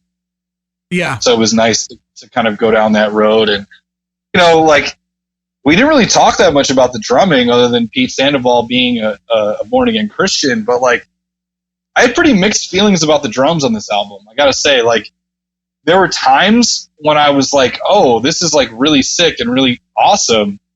You know, because I know they're probably they're recording on tape, so there's no editing. I don't think they're using any triggers. Maybe they are, but it doesn't really sound like it. And like sometimes I sort of disagree with like the decisions to play certain grooves in certain places, but that's more like, okay, like what am I doing? Like it's like revisionist history, me with like, 20 extra years of death metal. And like, why didn't you play with the guitar is playing? So it's pretty interesting, but like, yeah, I don't know. Like, is Pete Sandoval like regarded as one of the best death metal drummers, or is he kind of just like, I guess I don't even really know the answer to that question, because listening to the record, I was kind of like, this is okay. I've definitely heard worse from this era, but I've also heard better. I think it's a personal flavor type thing, in my opinion. As a death metal drummer, Pete, like, he's never been the focal point of Morbid Angel for me, so to speak. Like, I've never been like, man, I fucking love Pete's signature this or that. But like, I've always enjoyed his playing. I enjoy the drum solo track on Heretic. Like, there's some really, I mean, he does some cool shit, and I think he's like extremely talented, especially, I mean, like, because he was one of those guys like Mike Smith where they like laid the groundwork for this shit. But yeah, I don't know. Like on this record, I could say Domination, like there wasn't a lot of standout drum moments to me where I was like, whoa, like that's really cool what he's doing there. It almost like I didn't really notice. It was kind of in the background to me. But once, I guess when I was listening to it, I wasn't really so much focusing on the drums, because honestly, most of my focus was either on the vocals because I liked them so much. Like, I was never a David Vincent fan. I would always be like, fuck David Vincent, give me Steve Tucker any day of the week. But like this album, the vocals on it, like he definitely gives Steve Tucker a run for his money, just as far as like, man, I love the vocals and I love the guitar playing. To me, those were the standout things. So I would say that Pete Sandoval, like, I don't see him mentioned a lot in a lot of death metal circles these days so much, but I think he definitely had his moments in time. And I mean, he was able to, get a nickname for himself, Pete the Feet. And I think I've seen a lot of guys, in like bands akin to the next generation of death metal definitely cite him as an influence. Yeah, well, I think you can't really compare him to the other two drummers that we talked about, because it's a different era. Yeah. And like he's doing all that shit 100% real. Like those are probably full takes of those songs. Yeah. And it's like at times it's maybe not as powerful as it is at other times, but it's always tight. Yeah. And like, it's just mics on drums. It's not the same extremity that we're used to. Yep. I always try to keep that in mind. There were a couple different times, and I can't remember now. I think it's either on Nothing But Fear or This Means War. The riff that's like it sounds like a slower Hate Eternal riff. Yeah, where he's just sort of doing like, he's sort of just doing like 16th notes. I think on the kick. The kick pattern basically doesn't line up with the guitar at all. Yeah, and I was just sort of like, oh, like that's probably like a super badass drum part for this era, but it makes no goddamn sense with the rhythm of this riff. Yeah, just like, here's some double kick. It's like, what? Well, why? Like. Who the fuck knows? I don't know. Maybe they were on drugs. But like there's a lot of moments on this record where I'm just like, oh, I bet that was Rutan's shit, or like I bet Rutan vouched for this, or I bet Rutan vouched for that. Like I definitely in Caesar's Palace, where there's that like marching feel with the like dum and I think that comes back in another song too. Hate Work, the beginning of Hate Work, right? That's like almost the whole of Hate Work. Yeah, it's just like this like imperial march. And fucking two things I remember. I remember you once telling me how much you hate when bands do that, because I kind of fucking hate it too. And like B, Eric Rutan does that. There's so many Hate Eternal songs that have that like and it's just like, come on, man. Like, but I get it. Like maybe that's his shit and maybe he loves that. And it's like, it's definitely a Rutanism, if that's not a term yet. But it's definitely a Rutanism for sure. And I always just like, whenever those parts come on the record, I just had this shit-eating grin on my face where I'm like, oh, I bet that was Eric Rutan being like, this is being fucking sick. Yes. Yeah. Like, but yeah, it's still a lot of fun, man. And I mean, yeah, and that's part of the reason I didn't like Hate Work, was because it had that feel to it. And I was like, this is how you're going to close out this record? But you know what? It's still a cool closer, I think. I have in my notes actually.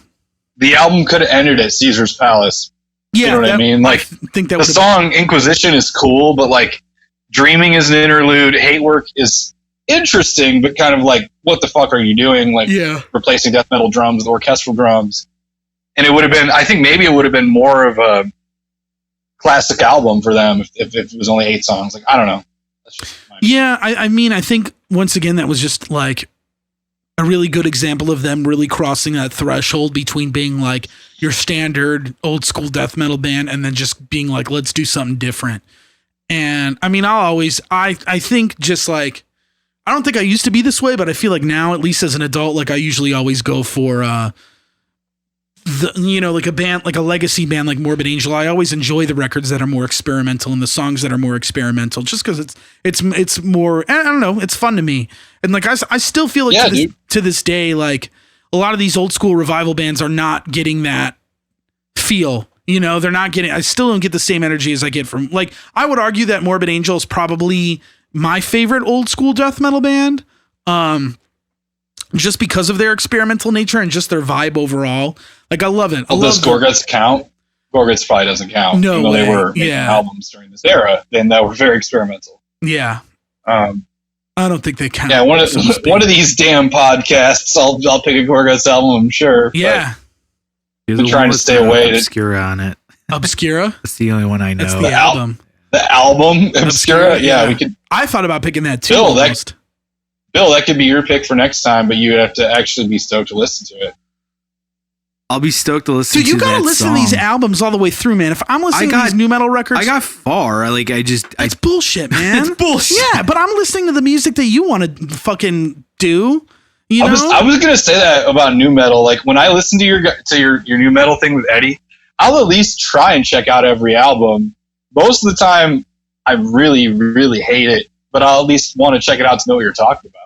Yeah, but you're not even on the show. Like, you don't have to do that. You got to do that shit, man. Well, I know. I would have tapped out a long time ago if I knew that was fair on the table, man. But all right, I'll keep it up. Yeah, dude, come on. It's only fair. But we got, anyway, To Domination as a record. Like, it's like, to me, listening to it now, I couldn't even tell you the last time. I think the last time I heard Where the Slime Live was probably like when Around Ocean Gateways came out, because I remember by Obscura, that song on Omnivium, where it's like the chunky one. That's definitely like a homage. Like, yeah. And like, I remember listening to it being like, this is awesome. Like, they totally fucking blew my mind. Yeah. Blew my mind, because I always wondered why those damn vocal effects were like on that song. Yeah. I was like, why do they have so many vocal effects? It's too much. Yeah. And I'm like, oh, it's because they wanted to sound like this. And it's cool though, because they recreated that and like in a more of a modern context, I guess. But like, I don't see Tummo doing some shit like that. I don't see whoever. I feel like I'm picking on them because that's the only one I could think of. But anyway, lay off Tummo. Yeah, they're cool. Like every place has got, everybody's done everything. But fair enough. Yeah, I don't know. It was fun. It was a great record. It's still a great record. I bought it because I had so much fun listening to it. I was like, I should own this because I don't have a copy of Domination. And yeah, I don't know. It was a real fun one to go back to and listen to, because I was just like, man, like, I fucking love this band. I just think they're so cool. Much cooler than 36 Crazy Fists. Shit, Nate. That. It was fun to listen to just because, like, I grew up with, like, dudes that, like, loved this band. Like, absolutely loved this band. Who? Always talked about them. What's up? Who? Like, my old drummer, Sky, Jose, always, like, was, like, into it a lot. Yeah, I don't know. I just... You making these people up? What's up? Are you making these people up? I have no idea who you're talking about. No, my old band, like Self-Infliction and all that. I know stuff. Jose. Yeah. Gotcha. That's Shout probably out where Jose. I've heard like those songs and like never really gave it the time of day because I didn't really like it back then. Yeah. Obviously I don't really like it that much still now, but it was I don't know, it was a good excuse to check it out finally, and see what the hype was all about. And I get it now. Like, I could see why dudes like that were like, this is insane. Like, because Bill, you know what we need? You know what we need to do? We need to take your Kemper We need to model a tone That off of sounds like like a microphone. Yeah, come on. That would be let's sick. mic up a Can you fan? do that? Yeah, we can do it. You just I got to don't know run if the the- impulse through the microphone in the fishbowl or The whatever. fan right? thing Like wouldn't you run. work, but the fishbowl thing would work. Why don't we do that? The anti-vacuum No, they would culture both technique? work. I don't think the fan would work because that almost is like a Leslie effect, right? So it wouldn't I don't really know. I mean- translate to a like an emulation. You turn the fan. I think you turn the fan towards the cab, and then you mic like the back of the fan. Yeah, So it's yeah. not like the fan's blowing air into it. No, I know. You're just but, hearing like, that like. with the Kemper, it's not like you can like profile a delay or like a flanger effect or anything like that. It doesn't translate. It would just, like, Oh, yeah, it would mess up the profile. However, the fishbowl thing would Okay. totally work, just because it's capturing that tone. yeah, Which we would be should do kind of that. fun. Where do we get a fishbowl? Definitely do that. I got a couple. Do you really? No, You might in your fucking, I don't in know. that shop yeah. of wonders. Yeah. Maybe. What- No, I don't think so. The shop of wonders. Yeah, dude. No, I definitely. We can find one. Yeah. I'm sure. Well, hey, there's next a- Roman Reigns album, you never fucking know what you might hear. Yeah, wait a minute. How come we never tried any of those wacky things, huh? Well, we recorded our album, I think, before. I don't know, man. It's probably because none of us have taken acid, or at least I never have. I would think of that maybe Have if I you was on never acid. taken but acid? Are we going to talk about this on here? No, Really? no, I never have. Have I'm- you? Me? No. No. I'm shocked Nate hasn't taken. I don't know. I figured you Really? would. I don't Yeah. know. Jason, I don't really He doesn't fuck sound with like like an acid hallucinogens. I'm not really into those kind of drugs. Yeah, you know what? You so never really much. tell me about shrooms either. That's another conversation for Yeah, another time. I've never really done shrooms either. Damn. Let's do them together, man.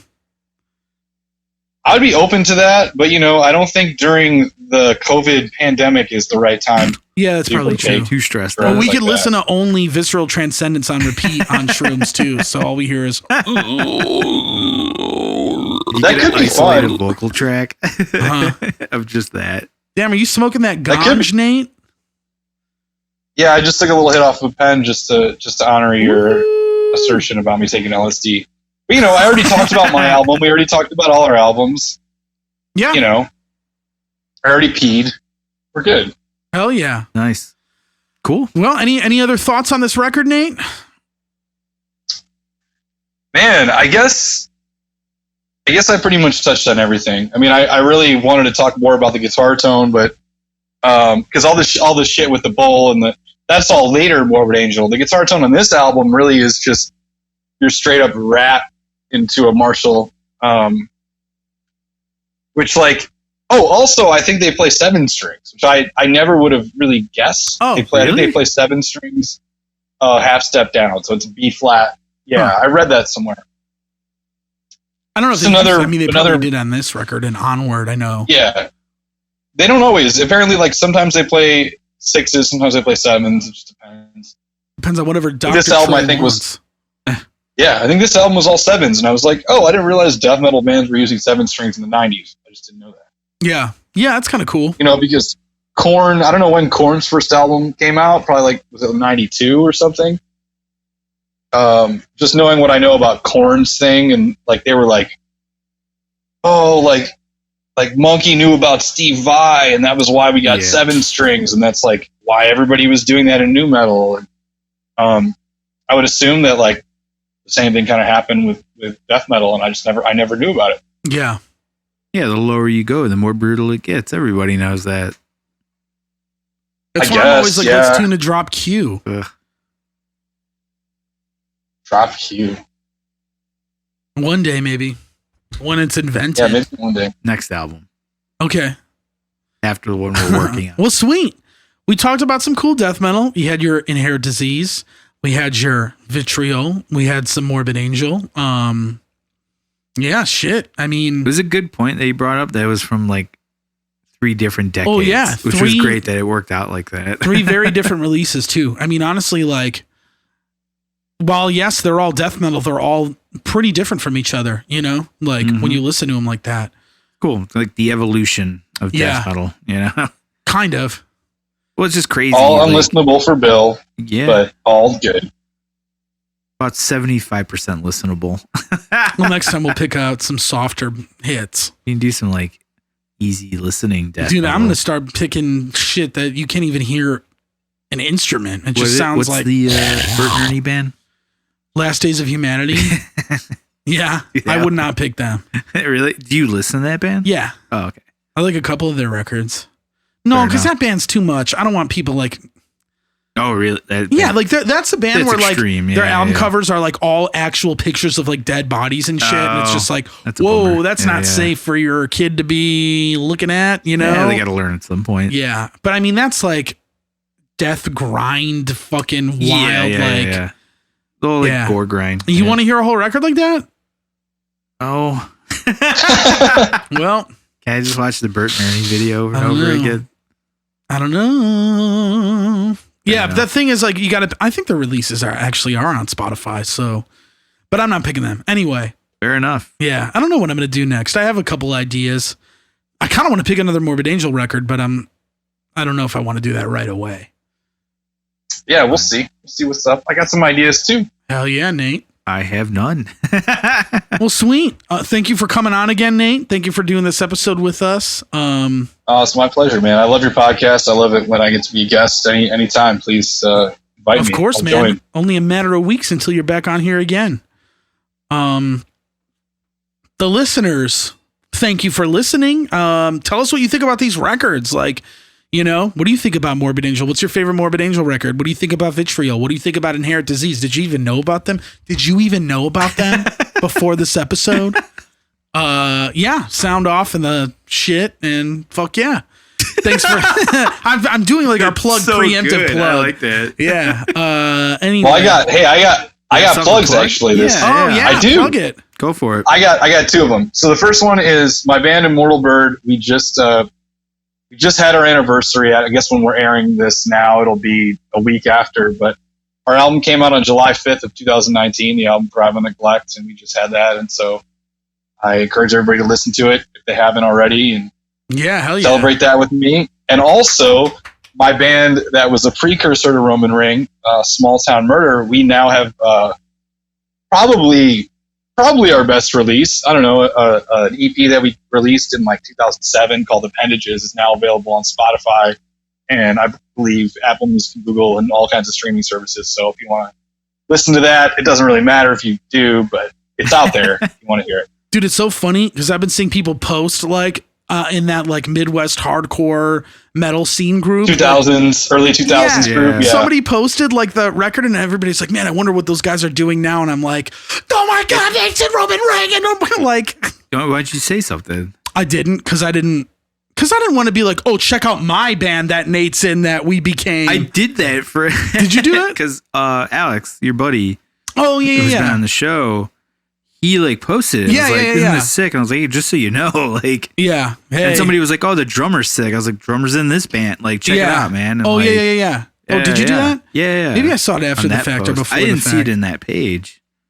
I saw it in that page somewhere where somebody posted it. And they were just like, oh, this is sick. I wonder what these guys are up to now. And I want to be like, well, with a little bit of research, you can find a lot of projects. Yeah, it is sick though. I actually listened to it yesterday or 2 days ago, and I was just like, "Damn, this is cool," and probably would be very hard to play. Pretty fun one. Yeah. Appendages? Yeah. Yeah, man. That's stuff. It's interesting to hear. Like, obviously, you know, the benefit of many years, you know, more than a decade. You're like, oh, maybe I would have done this differently, but you're also kind of like, damn, like I feel like we really went for it with our riffs. We were very much like, this riff has got to happen with this many variations, and you can like hear like the amount of hours that we've spent writing those songs. Hell yeah. Being John Stamos, man. You're doing a great job being John Stamos. Also the damn song titles that have nothing to do with the lyrics. That cracks me up too. That's about that album. Yeah. Specifically. Yeah. We're just like, this would be a cool song title. And the lyrics are about like your girlfriend cheating on you, but the song's called like Being John Stamos. I don't even know what the lyrics of Being John Stamos are about. Maybe we'll have to have Andy on one of these days to give us some insight. Yeah. Oh, dude, he would be a great guest for you guys to have. Yeah. Maybe I recommend it. Huh? I recommend you. Well, you'd have to do it with him. Yes. Okay, well then him and I together would be a whole other different, interesting can of worms. Dude, can we have a small town murder interview? And then we'll have to get James to fly out here as well as Joe. All right, well, fun fact, James is in the Chicagoland area as we speak. Get him over here. Really? I haven't seen him yet, but he's been here for like 4 days. Yeah. What's he doing? I don't know. I think he just came to visit, man. Probably visiting family. Yeah. Well, I hope he's not going into any virus contracting parties or whatever they're calling them. Oh, my God. Yeah. Well, he flew here from California 2 days before we enacted the law. So, yeah. Probably safer here. I don't know. Yeah, do I have anything to plug? No, not really. Check out Mercenary, Adam from Vitriol's merch company. Check out Vitriol. Check out Inherent Disease. Check out New Standard Elite, Dan Osborne's label. They put out some awesome fucking heavy death metal. If you're into the slam type shit, if you're into the brutal type shit, that is the hub to go to. They put out tons of quality releases. I try to listen to at least a song from everything he signs. Whether I can even discern it or not, but it's always something really cool. And it's cool. I mean, he does a labor of love with that label. I'm a big fan. Yeah, keep kicking ass. And yeah, check out Morbid Angel. I mean, if you probably know about him, but if you haven't listened to Domination or any of their records, give it a whirl. Give it the one that you haven't listened to a whirl. Give the one you love a whirl. Listen to whatever you want. Do whatever you fucking want. I don't care. But yeah, that's pretty much all I got to plug. Nice. What about you? Same shit. Something is waiting. Roman Ring. Yeah, Roman Ring. We're doing stuff. We are doing something. Trying to. Yeah. But yeah, everybody, thank you for listening. We'll catch you next week. Yep. Bye. Thanks for having me, dudes. I love you. Thanks for coming on, man. Yeah, I love you too. Hey guys, thank you for listening to Death Metal episode number motherfucking 4. You had your fix of Inherent Disease, you had your fix of Vitriol, and you definitely had your fix of Morbid Angel. Tell us what you think below. What do you think about these albums? What do you like about them? What don't you like about them? If we did another Morbid Angel album, on one of these episodes, what would you want to hear about? Or any of these bands for that matter. Take a listen, take a like. If you haven't listened to these records and you're a death metal fan, I highly recommend it. As usual, thank you for watching this video, listening to us talk.